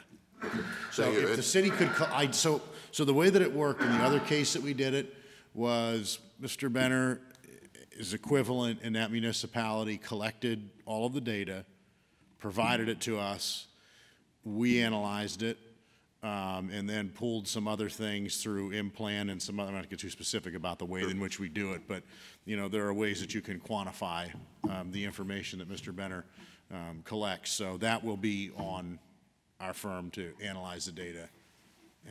But obviously we need it collected. And the reason I bring that up is there have been other issues where we've had change in personnel on specific projects, and the handoff has not gone as smoothly, and it sounds like one step of that handoff is going to need to be enhanced communication then between Mr. Benner and Penn Strategies, so that meetings can be attended, surveying can be done, and there is that nice smooth transition from one project leader to the next. Because so far, I'd say we've had a pretty good. Just a second, because as Mr. Allison said, the residents of this neighborhood have waited way too long. Not necessarily, by that decades, 30, 40 years. So it is not any of our reasons necessarily why that's been true, but we've been promising them that we were going to point towards a long-term solution now for a couple of years, and there's reasons why it's taken a couple of years, but we can't let it be our fault that there's any more delay. Agreed. Well, you have obviously our commitment that we will do everything, we'll analyze the data, but obviously we need it. Right, to be able to exactly. analyze it, so. And if that's not forthcoming in a timely manner to meet the DEP's timeframe, please let us know, and we'll do whatever we can to assist. Any other comments or questions? Hearing none, Mrs. Frank, please. Ms. Mealy? Yes. Mr. Noviello? Yes. Mr. Henderson? Yes. Mr. Slaughter? Yes. Mr. Allison? Yes. Dr. Williamson? Yes, and the resolution is approved. Next item on the agenda is a resolution approving the change order number 5 for the reconstruction project. A resolution approving change order number 5 to the 2017 street reconstruction project. Thank you. Can I have a motion and a second to approve this resolution? So moved. Second. Hearing a motion and a second. Mr. Benner? And okay, what you have before you is a resolution to approve our change order number 5 to the 2017 street reconstruction project. And this totals $233,479.63. After completion of our streets in the project, the main part of the project, we found funds that remain from community development and the general fund budgets to complete this work. In addition, we are extending the project completion date from July 15th through to October 15th, 2018. And I will entertain any questions at this time. Was this reviewed by Public Works or Finance? Public Works, yes, sir. Thank you, Mr. Noviello. Yes, we went through this. Certainly up to this point in time with all the street projects we've done, change orders are nothing particularly new to us, unfortunately, in some respects. This is number 5. The money is in place. We understand that at this point. The questions that we raised at the Public Works session were timing issues, and particularly the operating and closing of the asphalt plants, which in the past has created some issues for us, as Mr. Winder knows. We were relieved to know that that's been taken care of and that they have extended the time to allow us to make sure that this project is done and completed before the end of the paving, what we call a paving season, in this year. It's, again, nothing particularly new to us, but once again, it's something that has to come through the committees and then brought to full council. With the information that Mr. Benner gave us and the support behind that with Mr. Winder, we passed it to council with the positive recommendation. Thank you very much. Comments or questions from members of council? Ms. Mealy? Mr. Anderson? Okay. Just to note that we have a lot of streets that have been paved half-width because of the work done by UGI. And they're only obligated to do half of the street. And so this allows us to come back through on many of those and complete it all the way across, which I know will be to great excitement for many. When we look around and we see half a street done, you know, you just feel unfinished. So this is, you know, the choice of the streets, you know, is obviously excellent, and so we're thankful to get some of this work done. Thank you. Ms. Mealy? My questions are actually mostly from a financial perspective. So the total extra expenditure then on streets is $233,000, and that is over and above everything that was authorized in this past year's budget for street reconstruction, right? Yes. Mr. Winder? Some of it was CDBG funds from years that Stephanie had closed out. The other general fund money is we leave a cushion because you never know what you're going to run into when you mill a street. So therefore, until we get all of the billing in, get it all, you know, straightened out, there was some billing issues with Hall Baker. It took longer than expected to get that straightened out. So therefore, once we hit that point, we knew we had extra money. We just wanted to go back out and pave more streets. So at this point, I think it's more of a asking council to allow us to extend the contract than and be upfront and say we have this extra money to use than anything. I guess the biggest thing we're asking is, can we extend the contract from July 15th, which Hall Baker did complete everything by July 15th. It was just a billing issue.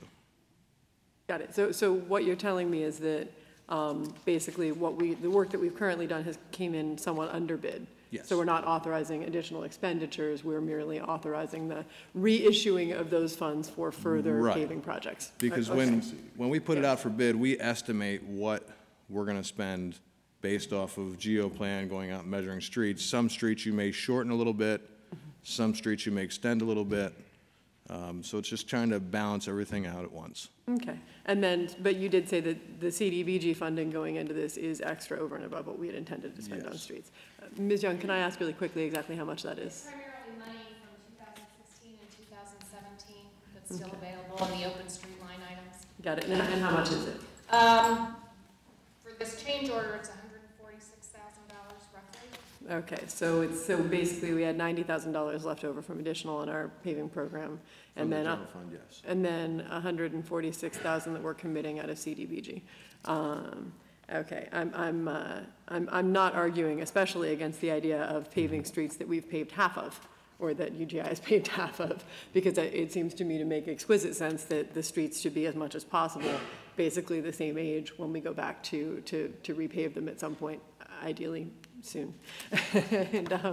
But I'm just asking, I guess trying to understand the impact that, that putting $146,000 of community development funds into this year's paving program might have on next year's paving program, and sort of how we're planning to deal with that. Because I know that we always look to community development, liquid fuels, somewhat to the general fund and to Act 13 for monies to pave with annually. If we've used leftover funds from CDBG for this year, will that mean that we're not going to be paving quite as much next year? It's fine if that's the case, I'm just asking. Well, we still haven't received our 2018 funding yet from CDBG. Yeah, and we won't until probably the end of the year. Right, probably until the end of the year. So we'll have those funds, I think it's roughly 300,000 at least, to put toward the next contract. Put toward 2019? Got it. So we're anticipating, so, okay, ideally this shouldn't slow us down that much. We'll still be able to do a fairly ample paving program Right, next and year. just to explain a little more, when we get the billing in from Hall Baker, the first funding that we use from, we'll call it streets and parks, is liquid fuels. We use all of our liquid fuels before we dive into the general fund. Okay. So that's how we ended up with the general fund being the leftover money. Got it. That's good. We like that. All right, thanks very much for clearing that up for me. I appreciate it. Thank you. Other comments or questions?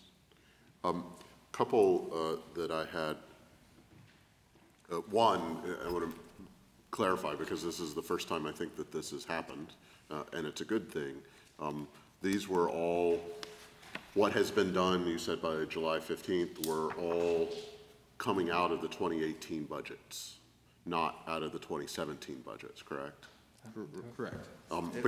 It's called the 2017 street project, but it comes out of the 2018 budget. Because often in prior years, we've seen the paving, the physical work, at least half of the physical work that's happening in a given year, i.e. 2018, was actually budgeted in the prior year's budget and just didn't get done. Right. Because the plant closings, because of weather, because honestly, half the time it's the city is late to go out bid. So I'm applauding that we're getting the work done in the year that we have the money to pay for it. And in fact, in this case, we're getting more work done. It sounds like this year it won't be done in March, April, May of 2019. It'll be done in 2018. Correct.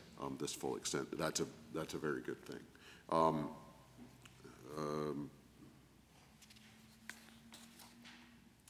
The other question that I had was, given that we're able to do more than was originally anticipated, can we get an updated version when you have the opportunity of the 5-year paving program? Yes. Because obviously it's now out of date in terms of its sequencing. And the public is always interested to ask us questions. Hey, when's my road going to be repaved? And this will give us an updated version of that. I will update that and get you a copy of it. Thank you very much. We definitely have to revise it because we were able to take streets we were looking at for 2018 and get them done this year. The 2018 project. Right, exactly. We were able to get them done, we're going to be able to get them done this year under the 2017 project. I understood what you meant, so thank you for that. And that'll help us communicate with the public who's always interested in this sort of thing. Mr. Allison. Roughly, how many half-streets do we have to pave beyond this in the future? In the change, in this change? How many besides these ones we're Oh, doing? Is it a lot or just? Potentially. 20 more? But 20, it's- okay. I shouldn't say streets, it could be one block, it could be Right, yeah, two exactly. blocks, Yeah. sections. Yeah, there's just, or half a block, or, Right. yeah, I've seen Right, it. yeah. Okay. Now, moving forward, we're hoping to work with UGI and the Water Authority to hopefully, if they're doing a half width, we'll match the other half width. So we're not doing partial and coming back later to do the other partial. Right. And I received maps from UGI, and 20 sounds like a fair number from what I've seen in their maps, what Okay. they're going to do next year. Okay, thank you. Thank you. Any other comments or questions? Hearing none, Mrs. Frank, please. Ms. Mealy? Yes. Mr. Nubiallo? Yes. Mr. Henderson? Yes. Mr. Slaughter? Yes. Mr. Allison? Yes. Dr. Williamson? Yes, and that resolution is approved. Next item on the agenda is a resolution approving a partnership between the city and STEP. Mrs. Frank? A resolution to approve and renew the partnership agreement between the City of Williamsport and STEP AmeriCorps for a part-time AmeriCorps service member in the Recreation Department. Thank you. Can I have a motion and a second for this resolution? So move.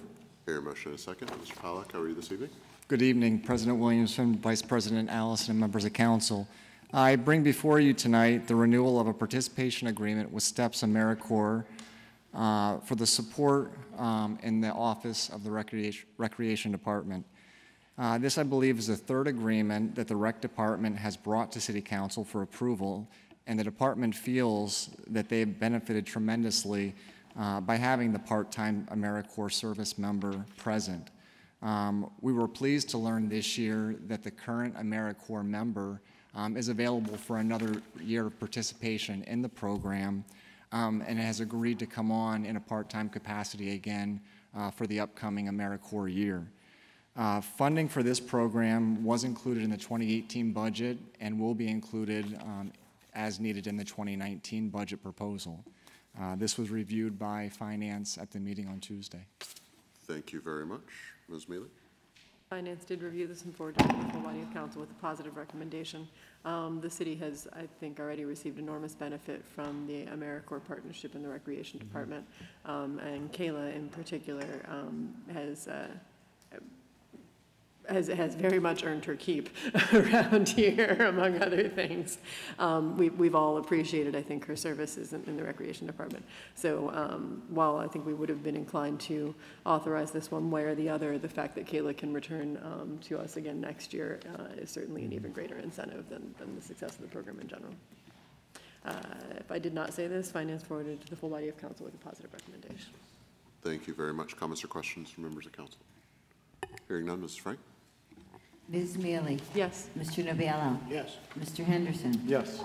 Mr. Slaughter? Yes. Mr. Allison? Yes. Dr. Williamson? Yes, and that resolution is approved. I believe that brings us to certificates of appropriateness for HARB.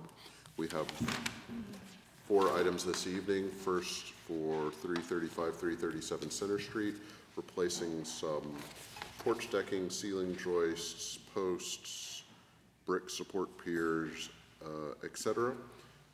332 Campbell Street, removing deteriorated slate, salvaging what's been removed and replacing, and removing a panel steel door. For 1062 West 4th Street, removing shingle roofing and replacing it, as well as replacing gutters. And for 835 West 4th Street, repairing a leaking flat roof. Do I have a motion and a second to approve those certificates? So moved. Second. I hear a motion and a second. Comments or questions? Hearing none, Mrs. Frank? Ms. Mealy? Yes. Mr. Nubiallo? Yes. Mr. Henderson? Yes. Mr. Slaughter? Yes. Mr. Allison? Yes. Dr. Williamson? Yes, and those certificates are approved. Next item is accept for filing. We have the Finance Committee meeting minutes of May 22nd and June 19th, 2018. The Ad Hoc Committee residency minutes of July 25th. The Public Works Committee meeting minutes of June 19th, 2018. The Controller's Report for June and July 2018. The Williamsport Water and Sanitary meeting minutes of May 16th, May 23rd, and June 20th, which were particularly interesting. And the ERC meeting minutes of June 25th, 2018. Can I have a motion and a second to accept those for file? So moved. Second. I have a motion and a second. Any comments or questions? Hearing none, Mrs. Frank? Ms. Mealy? Yes. Mr. Noviello? Yes. Mr. Henderson? Yes. Mr. Slaughter? Yes. Mr. Allison? Yes. Dr. Williamson? Yes, and those are accepted. Next item is announcements. We will be holding an executive session immediately following this meeting for the purposes of negotiation and personnel. The next regularly scheduled City Council meeting will be held on Thursday, September 13th here in City Hall Council Chambers at 7:30 p.m. Other upcoming meetings and announcements include on Monday, September 3rd, the City Hall will be closed for Labor Day. Tuesday, September 4th at noon is the Planning Commission meeting. At 3:30 p.m. is ERC, and at 5:30 p.m. is the Government Study Commission. On Tuesday, September 11th, at 1 p.m. is Finance Committee, at 2:30 is Public Works, and at 3:30 is Public Safety. That brings us to the end of our agenda. Do I have comments? And I have a question, but do I have comments or questions from members of council? Let me start then, Mr. Pavlak. I want to follow up on something that we talked about at our last meeting, at which we had a discussion, a fairly lengthy discussion about the timeline that we were on for the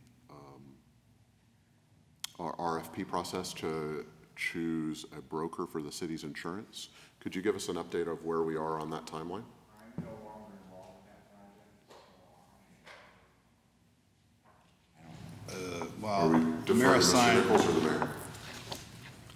Well, the mayor assigned it to the HR department, Megan. Okay. So I sort of stepped aside as well. Okay, so can anyone here answer my questions, Mr. Mayor? Joe Nagy is actually in charge of that project. Since she's an attorney, I said I wanted, is there a microphone? I'd be glad to answer that question. As I said, I wanted to take the politics out of it between the administration and council, so I handed it over 3 weeks ago to the attorney, Joe Nagy, and she was taking care of it. So based on that change, are we or are we not on track to complete that process and be able to choose a new broker by the end of the year, and therefore have that broker be able to shop insurance for us for the going into 2019's budget? Over that?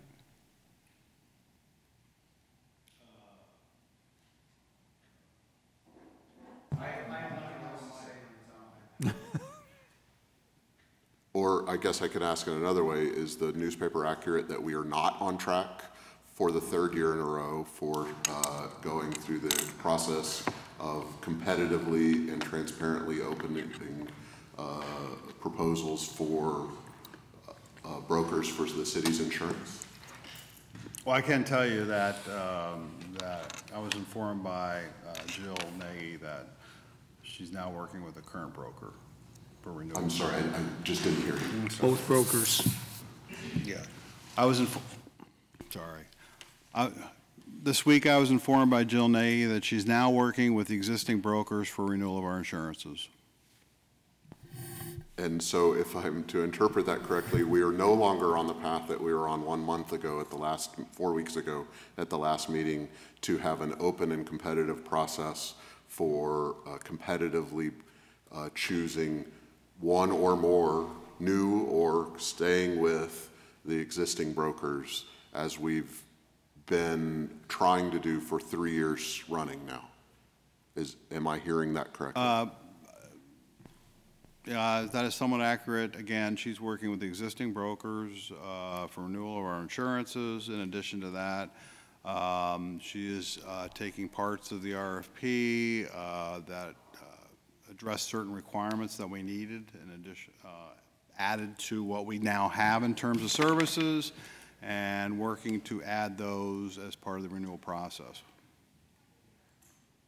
The renewal process with an insurance company providing insurance, or the broker who helps us to determine what insurance we need. No, she's working with the existing brokers, adding additional requirements that will be required from the existing broker for renewal of our insurances, and the existing brokers will be looking for competitive quotes for next year. So another question then is about costs. How much has Jill billed us for developing and sending out an RFP process over the last couple of years that we have not then made any use of whatsoever, apparently? No, I don't think there's any additional. She, again, is retained by the city as our insurance consultant, and how much is that? How much is that contract? $1,000 a month. So, and how long has she worked for the city? In that capacity? 2 years. 2 years. Yeah, so that's the same cost that we were paying the previous insurance consultant. So $24,000 we've spent with the primary task of having an RFP process to save the city money by improving the services that we receive potentially from brokers with no outcome, correct? Again, I would say that's not totally accurate. If I may, I wouldn't say that. She's getting paid regardless, just like Ruth Morowski did. This was a extra task, but we weren't charged. So if there's any insinuations that this has cost the taxpayers additional dollars, that's not true. She was given an extra task regardless if she gets paid or not, just like our solicitors. Can you guarantee, they get paid. Can you guarantee that we would not have saved money after having an open and transparent competitive bidding process for choosing a new broker either this year, last year, or the year before? Well, I don't think you could say it either way. You can't guarantee that you're not going to save money. I mean, as I said, I've made this statement many times. I'm not going to get into it back and forth. We're already going through some lawsuits in the city because of elected officials opening up their mouths and saying things that were misconstrued. I'm not going to go there. I'm not going to say any more about it. I'm just asking questions. We've had many articles about this in the newspaper. If you have any questions, speak to the person that you're paying. Speak to Jill, and she can answer, because there's a little bit more to it. Okay? I'm trying to ask questions. There's a little bit more to it, and not to embarrass other employees, etc. Just talk to Jill. One of the things that that is part of the process, as I understand it, is that some of the decisions that were made this fall, well, this summer, I guess is the right season, led to some concerns about lawsuits that the city could face because the RFP process would, if it had moved forward, might have not been competitive or transparent. Is that part of the reason why we're not moving forward with the RFP process that we've had underway for the last 3 years? This year? Yes. Your question is, I think the process got off track, and therefore the insurance consultant, as our attorney as well, decided that it would not be in the best interest for the city to continue with the RFP process. Could you turn that got off track, passive voice, this passive grammatical structure to your sentence into an active voice to explain why it got off track? That I can't comment on. I'm not the one that made that interpretation. Okay. You're just passing on somebody else's interpretation of... I am passing on someone else's interpretation, yes. Mr. Allison. That, being that we're past a certain point, but we have next year to look at, can we be agreed we're going to have an RFP next year? Yes. Okay. You have my word on that. Publicly. Okay.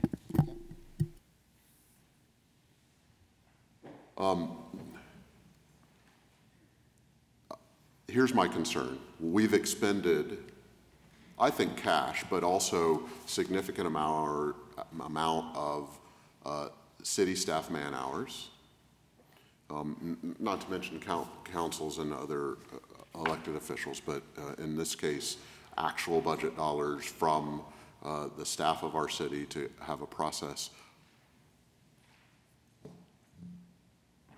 haltingly move forward 2 or 3 times now. And because we haven't been able to successfully complete what is really a otherwise simple RFP process 2 or 3 times in a row now, we are probably paying more than the city has to be paying for both its broker coverage across 2 brokers. I have no idea, but one or both brokers, we're probably paying more than is necessary because we haven't had competition in place. We may also be paying more for our city insurance as a result of that process. And we may be receiving fewer services from both our broker and from our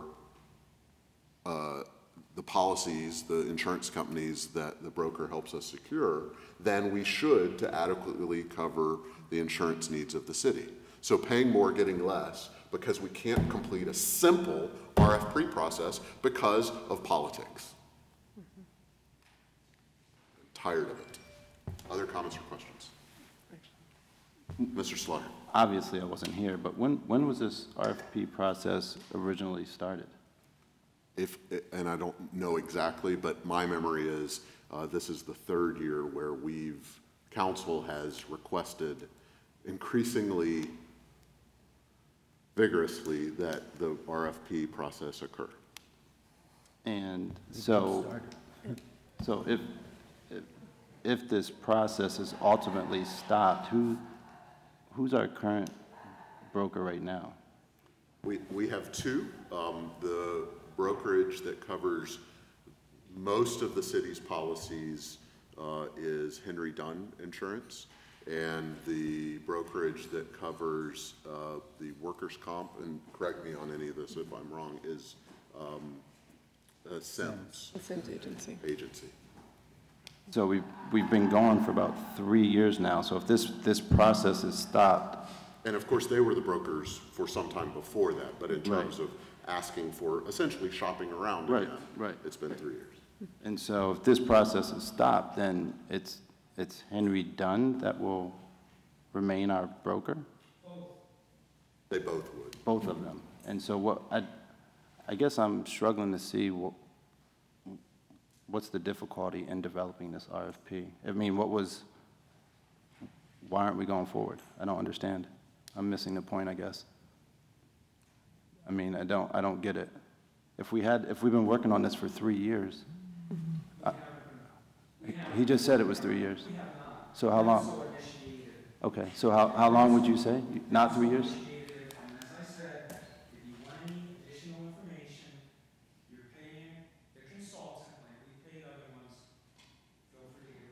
So you weren't involved in this process at all? You weren't involved in any of this process? That you couldn't answer any of those questions? I'm not going to answer those questions. Oh, you just don't feel like answering them? I'm finished with those questions. Oh, but is there a reason? Yeah, really. I think is he asking why you're finished answering questions? Because I've answered these questions multiple times. But I wasn't around, so I'm trying to understand where we are to work on behalf of the city in the best interest of the taxpayers. It sounds like we could be saving taxpayers money, and the process is being stopped. That's, because the TV's on, this is a dialogue we're going to get. That is not the case. If you take a look at my record in regards to saving taxpayers' dollars, I have done that. I've even contributed when other people didn't towards health care. So any type of insinuation that I have not earnestly tried to save the taxpayers' dollars is totally off base. As I said before, there's certain information that the solicitor, Jill, can speak to you about that would not be appropriate to speak in a public forum that could put the city at risk.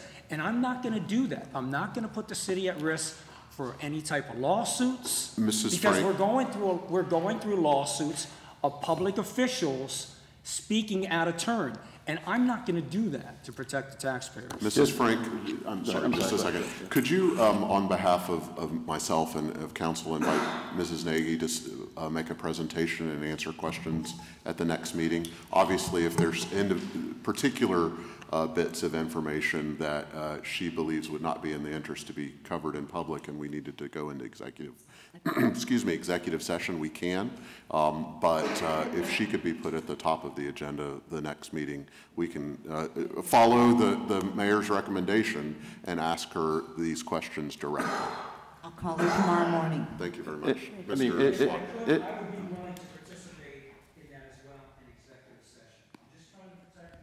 well, we will, from that meeting, be able to know what can be handled in public session. The public has the right to know, and what would need to be, because of the legal interests of the city, what needs to be handled in executive session.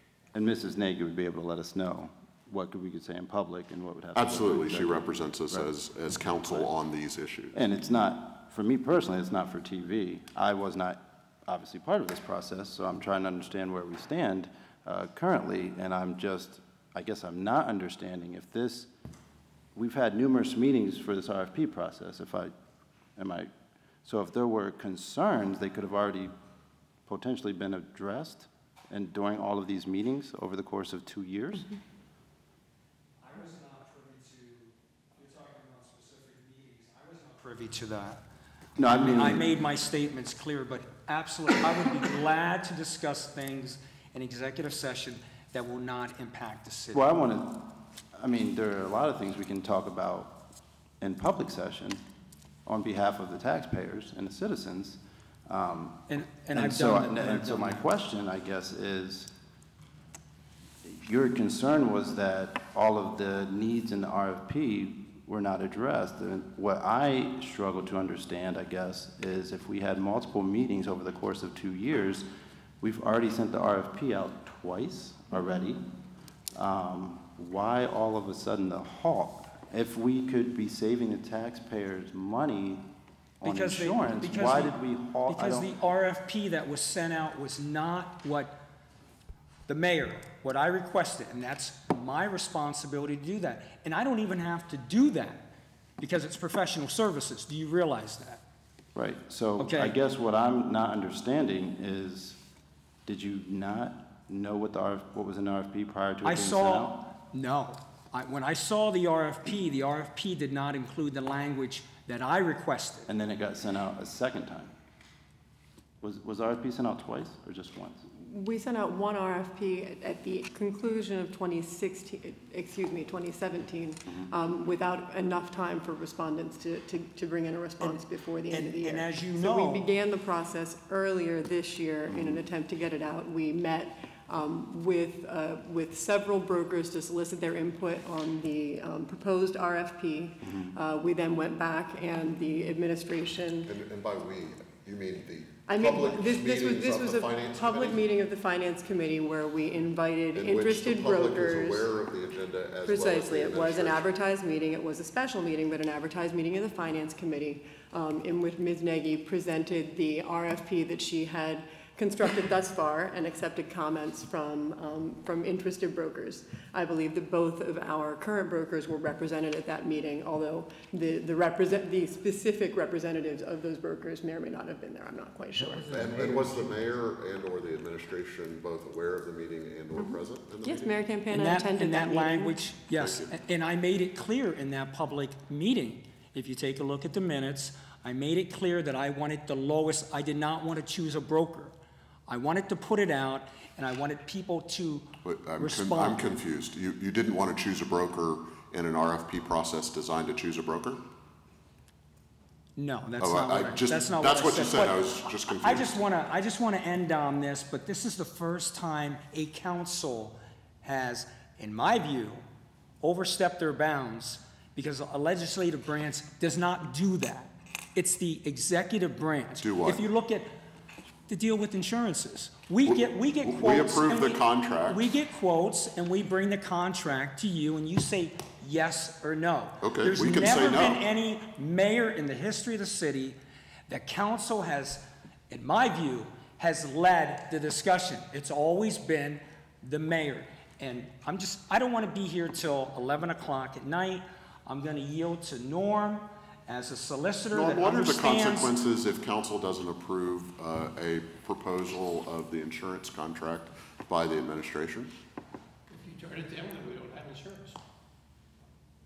So what you're saying, Norm, is it would be wise for council to be involved in any process to choose brokers early on in the process, because it would be a shame if we got to December and received proposals from insurance brokers that council could not in good conscience accept, because that would potentially result in the city being uninsured. Past practice has been what has been done for the last, 20 years or so, where city council, or the administration has sought, put out an RFP. And what are best practices, if you're aware, what are best practices for how often you do a full shopping for the insurance company for these kinds of insurances? That's a little out of my expertise. All right, as I understand it, you generally would do that I don't every 3 years or so, 3 or 4 years, if I understand? Probably should, but like everybody else, when you get your bills is when you look at, oh gee, I'm paying this much. Sure, and what has been our past practices in terms of how often we should review our contracts and shop for brokers? I don't even know if it's ever been done. Is that other than whatever's come to, I shouldn't say unfortunately, the solicitor's office has never really been involved in. I know you've been involved with the city as solicitor for a long time. The most we've been involved in is obviously when Ruth Morosky was handling the RFPs and coming to city council, or the administration and city council with her recommendation of which policies to purchase in a given year. But, okay, so, and I know on my time on council that we did a full shopping of the policies. Correct. A couple times. Yes. Because we've been told by the administration that you should do that to make sure you save money every few years. And I believe another professional service that the city receives is the insurance brokers. And because any professional service can be improved in quality or an effort to save money by shopping around, that, maybe you don't do that one every 3 years or so because it's a significant investment of people's time and money, but that maybe every 7 to 10 years that something like that ought to be looked at. Doesn't that seem reasonable? Would be reasonable, but like I said, with the insurance industry constantly changing, maybe 7 to 10 years is too long. Maybe that's true, and so that's why I'm wondering about best practices. Are you aware the last time we did a full RFP process to insure a broker? I can't recall it off the top of my head. But it's been more than 7 to 10 years. Oh, I would guess so. So it seems like a good time to do so. Right. And basically, it appears to me that since we're not going through this process, we can't guarantee, so when the taxpayers ask us, are we getting the best bang for our buck, could we potentially be saving more tax dollars?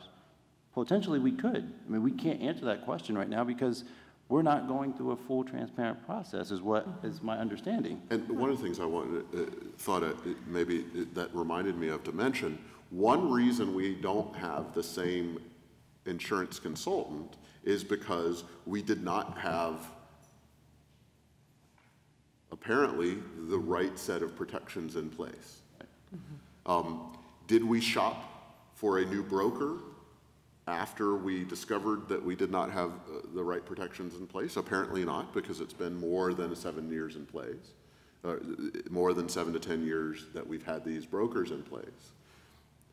And so if it was a right time to change consultants, I don't know, honestly, I don't know if it's the right time, but it's a good time to circle back to something Mr. Allison said, it's a good time for introspection. It's a good time to know whether this set of services at this price is right or not. Right. I mean, that's why 2 or 3 years ago we initiated this process, because we had just come off of a concern of whether or not we had the right policies in place. And we had the right agencies in place to help us to determine whether the right policies were in place. And I think that's a very cogent point. that it's not just, is it the best, the cheapest? It's, does it have the correct coverage? You got to marry the two. It's not just a financial decision. It's a quality decision as well. Because what good is it to go with the lowest bid when you're not getting the coverage you need? And that's something we all wanted to see. And the reason we have a consultant and a broker who then helps us to choose the policy is so, in essence, you have somebody other than the fox watching the hen house. You have people who are experts in this field providing us advice on who will provide us the best combination of services, policies, and cost. So basically right now, we can't ensure the taxpayers are getting the best service for the best price. We cannot guarantee that because I guess, to me, I can't understand, but we can't get through this RFP. So when the taxpayers or the citizens ask one of us, we can't give them a definitive answer that we're getting the best service and the best quality for the most cost-effective price of our tax dollars. And in fact, we can't ensure them that we are in fact insured for everything that we need to be. Right. I think is perhaps the best point to take away from this, that having not examined our coverages and having not examined our needs as a municipality in a meaningful way through the course of an open and transparent RFP process, we could continue to have more and more points at which we are not covered for the new risks that the city faces and the new needs that the city faces. And so not only are we potentially exposing ourselves to annual spending that might exceed the rate that we could get if we engaged in an open and transparent RFP process, but we're potentially exposing ourselves to far greater risk in the forms of a lack of insurance in some very expensive form or another. And I guess I'm not seeing I guess Ms. Nagy will be able to clarify why an open and transparent process would need to be discussed in executive session. Exactly. I mean, we can clarify that at the next meeting. Hopefully she can help us to understand why the taxpayers can't be privy to the details of an open and transparent process to hire a new. And I don't want to lose sight for a second, and I know others would like to speak, that part of that discussion is also whether it makes sense for the city to spend $24,000 over a 2-year period for advice that we then choose to ignore. And that's tax dollars as well? Absolutely. Mr. Novio. I think that we're attempting to do no less than any one of our average citizens tries to do when they're trying to insure themselves. There's a due diligence process that's involved here. I'm not so sure that for whatever reasons, and I'm not going to get into debates about that, we're not meeting that due diligence responsibility here. And there's a time factor involved, as we've been stressing here.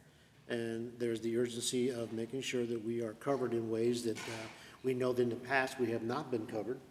And therefore, that is our incentive to make sure that we are doing as much as we can do at this point in juncture in time to make sure that those kind of events do not happen again. Certainly not on our watch, as we should know better than most others do. So, you know, my concern is the fact that for whatever reasons, again, that we have somehow or other dropped the ball here, and it's more than important that we pick it up and start running to the extent that we get this resolved as quickly as possible at the best possible price with the best possible service. I mean, that's something we've have been reiterating here since we began this discussion. So my hope is that we can get past this I guess what we would call bickering, and let's get down to some brass tacks and get something accomplished here. Right. If Ms. Nagy can help us in that process, all the better, but I think we need to do that as expeditiously as possible at this point. So I guess those are my thoughts. And basically, I guess, so the buck stops with the mayor, but he's not quite aware of what this RFP process is? And let me add to that for a second, if the mayor's willing to respond again. To the point of council overstepping its roles, very clearly, and we've had a recent conversation about this, very clearly council's job includes oversight, much like Congress's role includes oversight of the executive branch. And in this case, our oversight responsibilities is to ensure something that is in the interest of the taxpayers of the city gets accomplished, and two, if that is not happening for whatever reason, to point out that that is not happening and to drive home the point that it needs to happen. That is absolutely part of our oversight role. One last comment, because I have to respond to that. Yeah, the buck does stop with me, and it always has. Once again, I'm going to say one more time, I did not initiate that process. Number two, I'm trying to protect the city from a lawsuit, because we're going through a lawsuit because one of your colleagues opened up their mouth, and we're going through that. I'm not going to do that. So if you want to talk a little bit more about it in executive session or another time, I would be glad to. I'm a very transparent person. Well, and we can do that. It doesn't appear that way, but okay. Excuse me? It doesn't appear through this process that this is transparent. As I said, I don't want the city to be sued. You want the city to be sued and lose? I don't understand why. It could be. Why would we be sued? I don't understand why we process. What could possibly involve a lawsuit? Talk to Jill. Talk to Jill. But and you she said can it stops answer. with you, so if it stops with you, you should be able to answer some it appears to me, some very general, basic questions. I've answered those questions, and I'm not going to put the city at risk anymore. When the taxpayers and citizens are asking questions, I guess I don't I haven't gotten any questions from any taxpayers. I'm getting them from you, okay? And I'm transferring to you the questions I'm getting from taxpayers. I'm just letting you know, and the questions that they want answered, that's our job. We speak on behalf of the citizens and the taxpayers, so when they ask us questions, we then transfer. If we don't know the answer, which I clearly don't, because I wasn't here for the RFP process, so I'm asking those questions, and one question that I don't understand is how we could be sued by going through an open and transparent process of an RFP to ensure that our tax dollars are being used efficiently and effectively on city insurance that the taxpayers pay for. You're not an attorney, neither am I. Speak to Jill. She can explain it to you. Thank you. Thank you. And we will in open public session, yes. I'm looking forward to that. If our counsel at that time tells us that we cannot discuss some aspect of the business because it would put the city at risk, we will absolutely respect that. Absolutely. Legal advice from counsel. Mr. Henderson. I have no interest in belaboring this discussion necessarily. I do want to say this, though, and just point this out. I don't know the details of all of this. I don't know the details as the mayor does. And so, you know, there's clearly something that the mayor knows that I don't know, and that's fine. And so I'm not doubting the mayor's ability to choose a good broker. But I think what's important for all of us is that from time to time, through a transparent process, we confirm to all of the voters that the decisions that we make are indeed the right decisions. And so I'm not doubting that who the mayor has chosen is the right person. But I think it's just good, helpful, and transparent to go through the process so that is confirmed, so that everyone sees, yes, indeed, you know, the mayor's doing a good job shopping for us. And I think that's my concern. That's what I see in this process.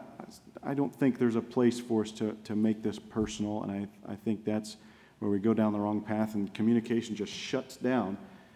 We should be working together as a team. I think we can to ensure that the taxpayers' money is used the best, and that we can assure the taxpayers that is truly happening. Those are my comments. Thank you. Other comments or questions on this or other topics from members of council? Just two things. One on that, Mr. Henderson, and I think, and you referenced the mayor choosing the insurer. I would hope, and I suspect, it's the administration choosing with, you know, consulting as a team. I took it to be that way in the past as we've talking to Mr. Nichols because I think that's the way it should be. But we've been talking, I've been in some conversations about the levy. I'm going to shift about the levy money. We had $500,000 in the bond for the levy, and we spent some of that, correct? What was the amount? If you don't remember right now. I don't, and we're still working out all the contracts to make sure that we have the correct funding sources identified. Okay.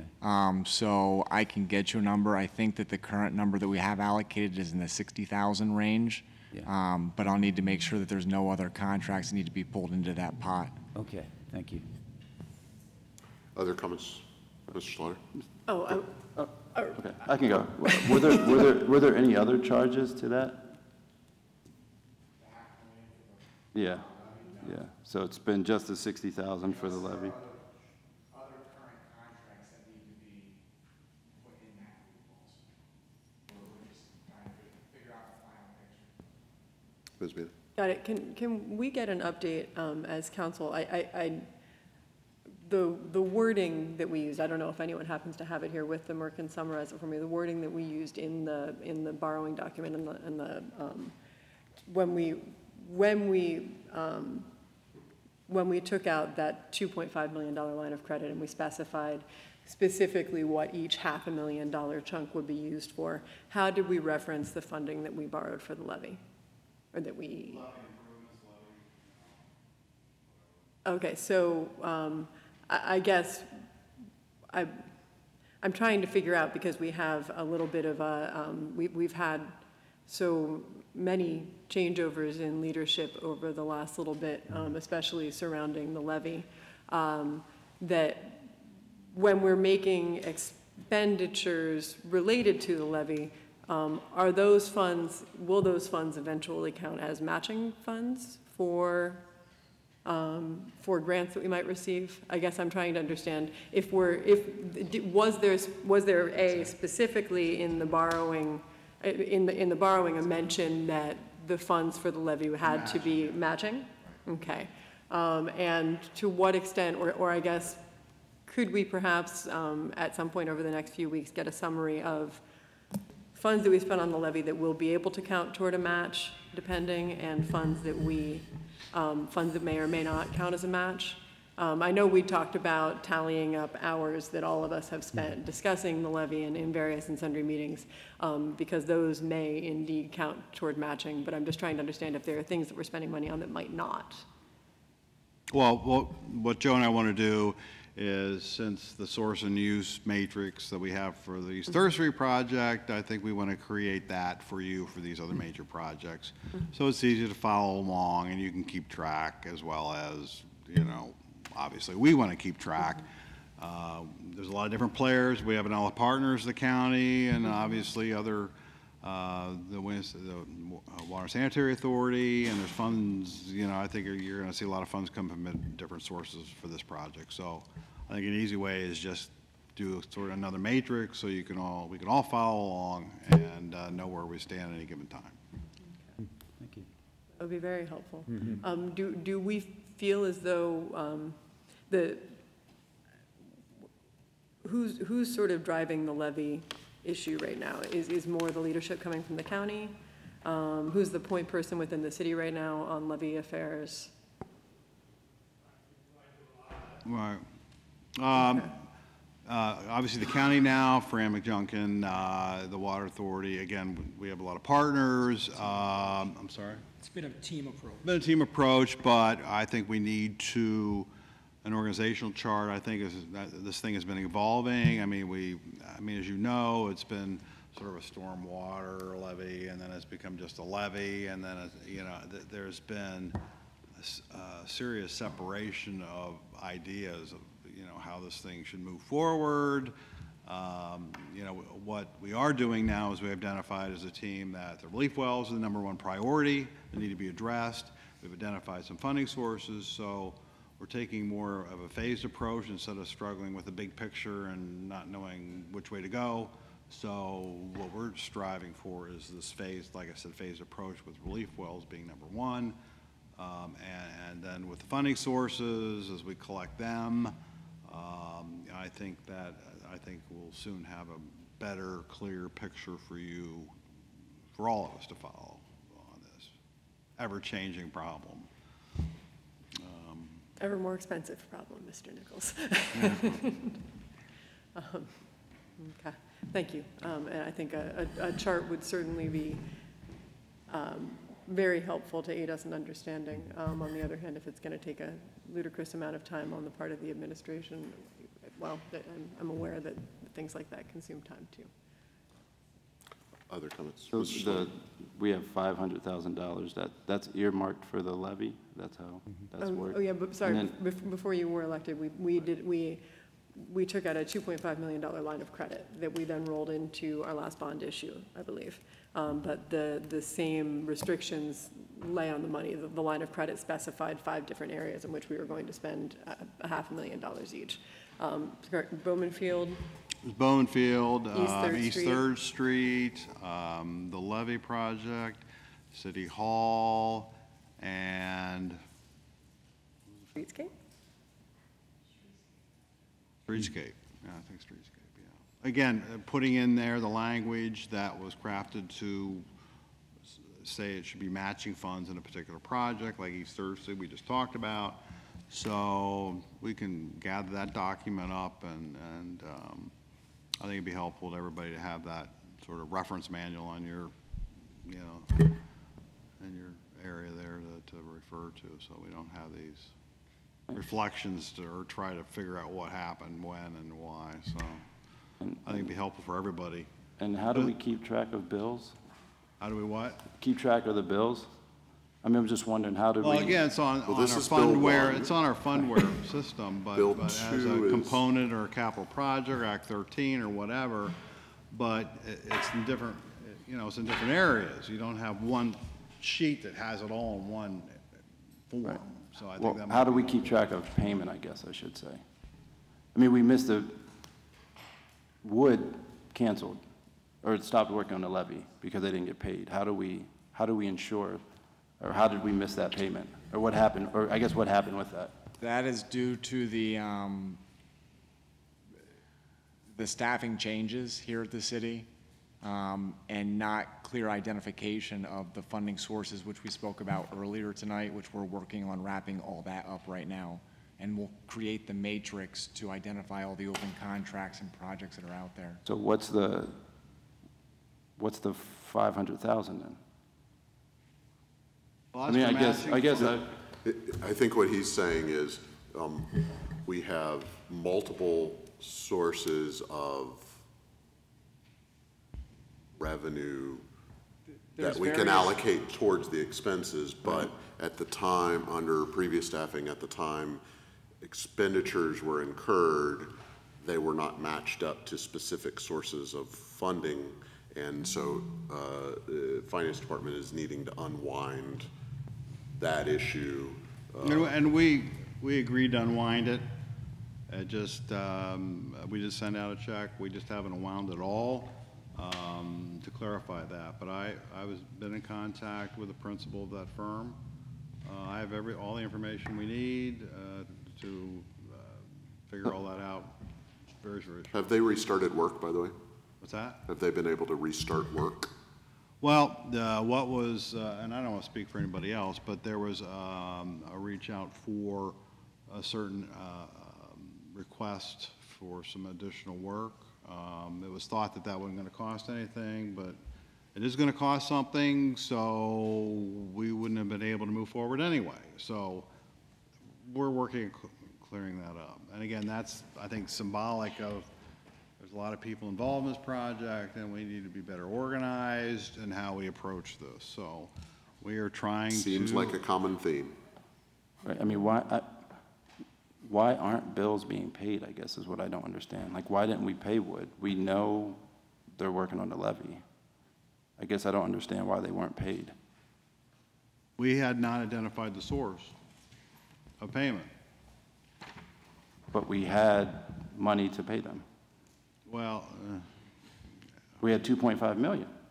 No. 500,000, I'm sorry, we have 500,000. There's 500,000 in Right. one pot, so Right. that's the borrowed pot. Right.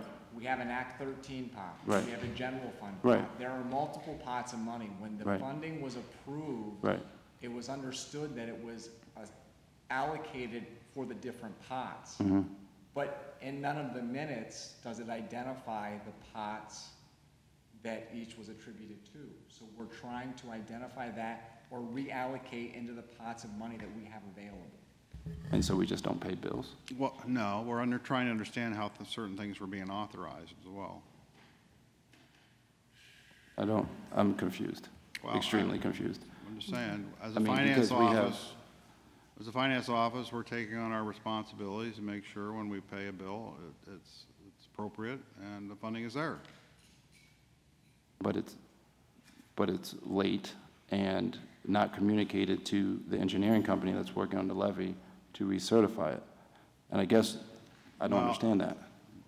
All I understand is when the problem's identified, I reached out to the principal immediately, and we are now, So the I am finance taking department on was- the problem myself, so that's all I can tell you. So I think part of the issue kind of goes back to an earlier theme, if I understand it correctly, that there was, and I'm not talking about Mr. Benner when I say the engineering department, there was a lack of communication between the finance and engineering department in the past, and a lack of overall oversight of the project as a result, that I think there's an attempt to try to solve here.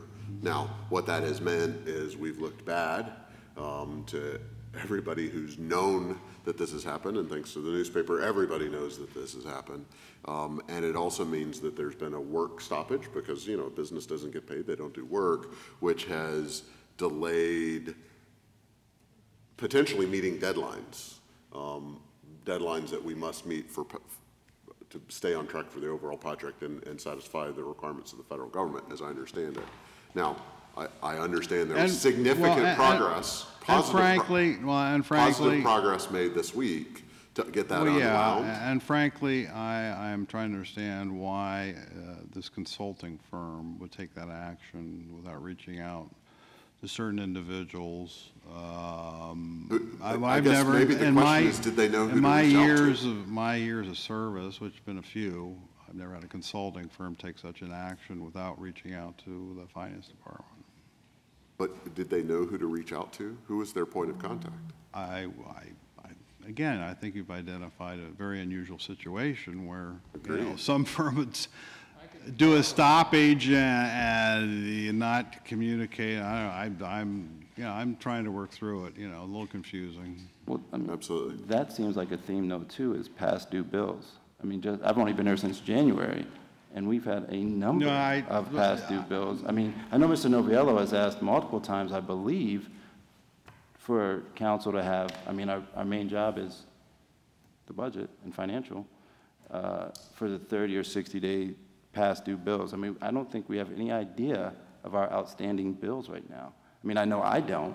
I mean, I think that's a reasonable ask is, what do we currently owe? Do we have other past due bills that are 30 or 60 days? I mean, can we ask the finance department to provide? Is that a reasonable ask? I mean, clearly this is my first time through this whole process.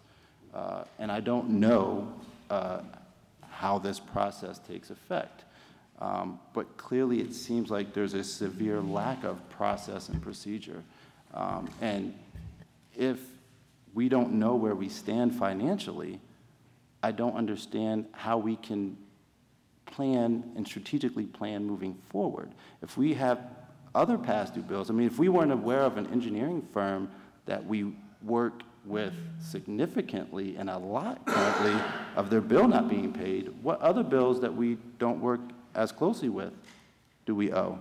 I mean, are we able to get from the finance department any past due bills that are 30 or 60 days past due? Bills are sent directly to departments that initiate the purchase, so I cannot say that we would have that information. So we can get it from the departments? The department, if the departments, so that all the bills go to the departments and they forward them to you? Correct. And then you can, so you should have some level of bills right now then, I would imagine. Is that standard procedure across all cities? Is that, I mean, I'm only asking you that as an accountant. Is that how normally billing works on a municipal level? It sounds more of a trying to I'm not sure what's being asked here. In other words, if it's a procedural issue, I mean, of course, we need to get this. Procedural issue, I mean, the procedures haven't changed for, I mean, I don't know. But if they're broken, they may have been broken for that long. I mean, if you're trying to embarrass the finance office. No, I'm not. Then, okay, we're embarrassed, and, no, it sounds like it's not a finance department issue. It sounds like a paper flow issue. No, it sounds like somebody's trying, you know, who do you want to embarrass next? So, I mean, I mean, you know, I think everybody, give them limited resources. You have a finance department of hardly anybody, 1/3 of what other cities are. And if there was a misunderstanding about something and we were never contacted, I said I reached out to the principal. I'm going to fix it. I mean, I don't know. No. Is there another now? I think is the there new another bit issue of now? Do you want me to embarrass me about, or that's? No. I think the new bit. List them. Come on, Bill. No, I mean, where's this going? The new bit of information that we just received is bills come in to many mailboxes, right? But one person one department ends up being responsible for paying the bills. He can't be responsible for making sure he gets them if they're going to 100 different places across the city. Well, yeah, right? I mean, that can't be his responsibility. Right. I don't know. What I was not trying to embarrass anybody. What I'm trying to understand is council approves a budget for the year. Approves contracts. So when those contracts are fulfilled and the company or organization or whoever does the work sends the bill on the contract that the council approves and that payment is not made. And that's very good, and that's what we were trying to confirm, exactly that. Right, and that's so that was not clear in our mind that what you want was right. Because then that could technically be a breach of contract and funds that we approved. So what I'm trying to understand, I guess. Our job is not to have a bill and pay it without question. Right. We have a fiduciary obligation to review it and question it, and right. In the process of that, if it got delayed in payment. And if you don't have the adequate, and I think part of this is, if you don't have the adequate time to do the job of the Department of Finance and Department of Administration, to be able to review, make sure that it's legally authorized, do the due diligence that is your charge, because it is being held up, and not getting to your office in time to do that process, and for that matter, the controller's office as well. I mean, they need time to be able to do their follow-up of the work that you do, right? Then we need, as a city, to figure out how to make sure that those bills get to you. You know, if they're net 30 bills or net 60 bills, and you need a week to be able to process them, or 2 weeks, whatever is appropriate, you tell me. And we need to make sure that those bills get to you on time, so that you have the appropriate amount of time, and that they aren't sitting on the desk in, we're not talking about Chief Young on his desk, or Chief Ekman, or Mrs. Young, Mrs. Frank. We don't want them sitting on anybody's desk, so that you have adequate time to do your job. Well, given the thousands of bills we deal with, if you have any particular questions about something not getting paid on time, please call me. I will address it immediately. I don't know what else I can say. But if we can help, or if you have any suggestions on things that we can do to help make sure the process gets streamlined so that you can do your job, it doesn't sound like you didn't do your job. I have a lot of recommendations. I'm always, trust me, open. Lots. Give me a call. Mr. Sloan, was that everything you had? Yeah, I think so. So I was just trying to understand. So if Chief Young or Chief Heckman has a bill that they send and it's not paid and they know they've sent it, then we have to, I'm not saying that is or is not true, but that's something that we could reasonably ask, is that, where is that bill? I think it's very reasonable to ask, and just call me. I'll address it. And it sounds to me, from what I'm hearing here tonight across the board, that we would benefit from more communication in City Hall between departments. I guess partly what I'm saying is there would be less reason for finance to have to spend weeks examining the justification for the cost of a bill if finance was aware that if finance had been, was briefed on the process that led to the expense prior to the expense being submitted. I think. Am I understanding that? I think, yeah, if more justification was up front, then it wouldn't be so hard to get the justification after the fact. Mm-hmm. Precisely, like in my own very small business world, when my mom says, "What the hell did you spend $300 on?" It's just better to get it up front and be honest. Yeah. And right, but so it sounds to me like what I'm hearing is. Enforcement of policies. Exactly, policies and procedures being enforced across all departments, and communication that would enable perhaps everyone in the administration, including the mayor, to speak knowledgeably on any process happening within City Hall.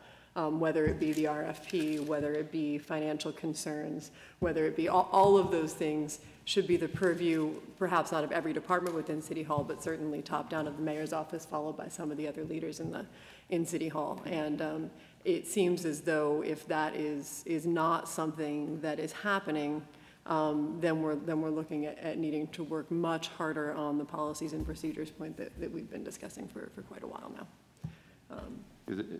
Sorry. Mr. Slaughter.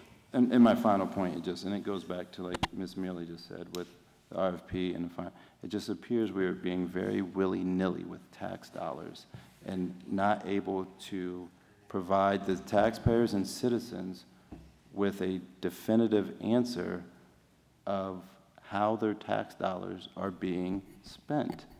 I mean, I get numerous questions and then come here to ask the questions of the citizens. And it's like, well, this process doesn't work. We're not doing this over here. We're not sure what's going on over here. It just appears to be very willy-nilly, which is kind of scary, I have to admit, on behalf of the citizens and taxpayers, that we're not sure of really what the process and procedure is for tax dollars. I'd like to add one thing, just one thing. And as Bill and Joe articulated, we are very undermanned. Please do some research if you'd like to, and contact other cities and see how many employees they have and how many responsibilities that we are multitasking. And in this finance department, you have one guy and you have somebody part-time and you have one other person. Most finance departments have at least 8 people working. So you have like 3 people, and you have to take into consideration, look at all these projects we're doing as well. I mean, we are busier than I think we've ever been, and this is what kind of surprises me a little bit when I hear some comments talking about the individuals that came in and spoke about changing the form of government and saying that lack of efficiency, those types of comments I think are personally very insulting to my department heads. I think I have the best department heads throughout the Pennsylvania. These people work so hard, and we have so many projects. We're undermanned. And this is something that I want to talk to council in executive session, or if you want to talk out in public, I don't care. We can do it here. We can do it tonight. We can stay here till 1 o'clock. That's fine with me. But we need to talk about personnel as well. This guy needs some help, and we're working on that. That's another thing. But we have to talk about some other positions. We're losing employees. And we need to talk about that too. We're losing them to the private sector and to government. So we need to talk about wages. There's a lot of things that I would like to talk to council about. Publicly, I'll say this. I met with Randy Allison and Jonathan Williamson just recently. And would you agree that we had very good conversations? Mm-hmm. Very good conversations. The city's at stake. So some of this, I think, rhetoric that I think we need to be very, very careful of, because what it does, it breaks down trust with individuals. So I think we can be mature about it, because we're here, all of us are here for the taxpayers. Instead of pointing fingers and using acerbic language. We don't have to do that. There's a lot of good things going on in this city. And I know, Randy, you've mentioned it many times. This is a great city, and there's a lot of projects. We don't have enough manpower, okay? And that's something we need to talk about concerning next year's budget. And how do you maintain good services at the same time for the taxpayers that are paying competitive taxes? But we have all these projects, and we're not miracle workers. So please understand that. Thank you. And absolutely, and I think given that we have limited staffing and that we have limited ability to pay for additional staffing at best, the key is to have processes in place that we can rely on, so that I'm not picking on Joe, I'm actually trying to defend Joe and the finance department here tonight. If he can rely on a process that knows that he'll get things done to him on a timely basis so he can do his job on a timely basis, then that process doesn't make more work for him, it makes less work for him, so he can get more done in the amount of time that he has. On behalf of my cabinet, and I have to defend them, they do that. They get it in a timely manner. Clearly they don't. Excuse me? Clearly they do not. They just said that they don't. I think that This is not an issue of sending something in an office mail or something. This is what goes, it's procurement, following rules and justification. Budgets. Are the budgets being followed? Are they right account numbers? Is there right procurement procedures being followed? There's All a number of things. processes It's and not, procedures, correct? I can't emphasize more enough about it's not, here's a bill, pay it. Absolutely. You don't want us to say, here's a bill and pay it. You want Absolutely. What you need is, where's it coming from? What budgeted line is it being paid out for? What was it expenditure? And what was the authorizing contract resolution legislation that made this possible? All of those things are absolutely 100% the job that you and the finance department must do to protect the taxpayers' dollars. 100%. And if a bill comes in that doesn't have those things on it and whatever else is necessary, I just pulled those off the top of my head, then it's going to take longer.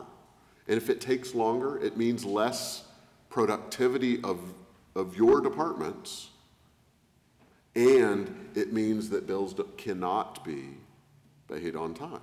Of course, absolutely 100%, and what we're doing is reinforcing as positively as we can that has to happen. with regard to staffing, Mr. Neville. Excuse me. No, it's okay. We have sat here all night long talking about this, and we have ignored the value, the purpose, the experience, and the knowledge of our controller's office. And I know from discussions with the controller's office that there are a number of unanswered questions that come from the controller's office. They can be a great service. That's the purpose of the controller's office, is to mind the business of the coming and going of the city's revenues and to protect the taxpayers' monies as best as possible and to make sure that the spending habits are adhered to in the best possible fashion. But there's little communication of any meaningful value there. It's not a fault. I don't blame people. It's a circumstance that needs to be addressed. That's where we can get some assistance. That's where the help with staffing can be addressed. Instead of ignoring that office, you put that office to work, and you put that valuable work to some purpose in the long run. If there are no further comments from members of council? Hearing none, Mr. Mayor, any comments from your administration? All right, general public? Yes. Mr. Miller, name and the number of your address on Tucker Street. Scott Miller, 822 Tucker Street, Williamsport, PA. I do want to say, seeing the dike and levee stuff was brought up, I believe it was 2012 at the budget, the overriding reason for increasing our property taxes by 1 mil was paying for the levy, which was going to be up to $5 million. And about a year and a half ago when I looked, we had only spent about $450,000, and even if you only used 1/4 of that property tax increase, it would have been about $215,000 a year. So why are we borrowing money again? But y'all don't ever come up with a good answer for that, so I'm not going to belabor that point. Y'all just make money disappear. Back in April, May, I gave all the council members an article from the Bay Journal about how the state legislature had gotten $1.1 billion from the royalties from fracking on state land, and it was to be used for environmental things. Well, the same environmental group, Environmental Defense Foundation, has sent a intent to sue letter to the DCNR in early June. And I would like us, the city and the county, to total up how much we've spent on environmental stuff in the last decade, ever since the fracking started here. You know, the street sweeper keeps dirt from going into the bay. Clearing out the grates from Graffius Run keeps debris from going into the bay. We spent $192 million upgrading our sewage treatment plant. That's environmental. That was an unfunded Chesapeake Bay mandate. Well, I think it's your obligation and your duty to act in my interest and sue the Commonwealth of Pennsylvania and make the legislature give that money back. In this latest article, I'm going to touch on a couple of highlights here. It fails to uphold the state's environmental rights amendment and its handling of natural gas extraction in state forests. Public right, clean air, pure water, and the preservation of the natural, scenic, historic, and aesthetic values of the environment. They are the common property of all the people. Most of it is located in the north central region called Pennsylvania Wilds. That's us. Most pristine forest land. The foundation has a history of challenging the state's handling gas extraction and won a landmark 2017 decision for the Supreme Court of Pennsylvania, which found that based on the Environmental Rights Amendment, the use of state revenue from oil and gas extraction to support anything but natural resource conservation is unconstitutional. You teach political science. What does unconstitutional mean? If y'all won't protect my rights, I'll find 3, 4, 5 people that want their money. On my tax bill and my water bill, y'all are charging me for environmental stuff. I shouldn't have to pay it. Y'all should have been going after that money. And even if we only got 1/100th of that $1.1 billion through last year, that's $11 million. What would $11 million mean to this city right now? We've already expended that money. I want my money. Get me my money. Thank you. Have a good evening. Thank you as well. Other comments from the general public? Please name and address for the record.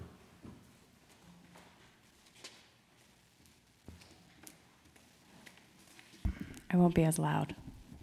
Tiffany Lohner, Deemer. I live at 940 Hollywood Circle.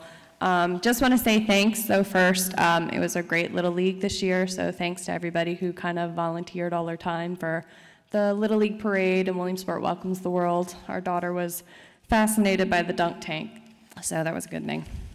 I spoke 3 months ago in regards to 2 important issues. We're now in Q3 of 2018, so we should be starting to plan for 2019, and I think this is really important after hearing tonight's session, talking about policies, procedures, maybe some process flow issues going on with administration. Having been coming to the council meetings during this time, I've seen the 6-year comprehensive plan that Mr. Nichols put out, and it provides a listing of the grant locally funded projects. It's a great start, have a copy of it at home, but it's not comprehensive. I'm still looking for that strategic plan. So I keep talking about it, I'll keep coming back with it.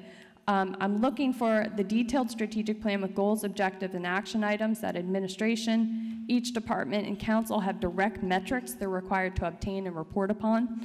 So for example, I know the fire and police departments provide quarterly reports. However, what happens to the data? So what goals and action plans are created from the data that you guys provide, or from any department for that matter? How is the information communicated, made transparent to the public? I know the website is still currently down. I know it's still trying to be fixed. I found several municipalities throughout the country that have these types of plans in place that are tied to metrics, they're visible, they're available to all city constituents, so I'd be willing to share those examples that I found, email them to anybody who'd like to see them. They're visible, you can actually tie them directly back, you can see financial reports, you can actually see where the buckets basically flow in terms of the money. Finally, we've been coming to the council meetings for a few months, trying to stay abreast of local politics and in the news. That leads to my second concern. I want to thank some of the members of council, administration, and so forth. You've been very transparent, answered questions that I may have, and so forth. I do still think that this is an area that needs to strengthen for the entire administration. Recent events and other actions that I have witnessed at council meetings have resulted in loss of wasted thousands of taxpayer dollars, basically, because of serious conflicts of interest.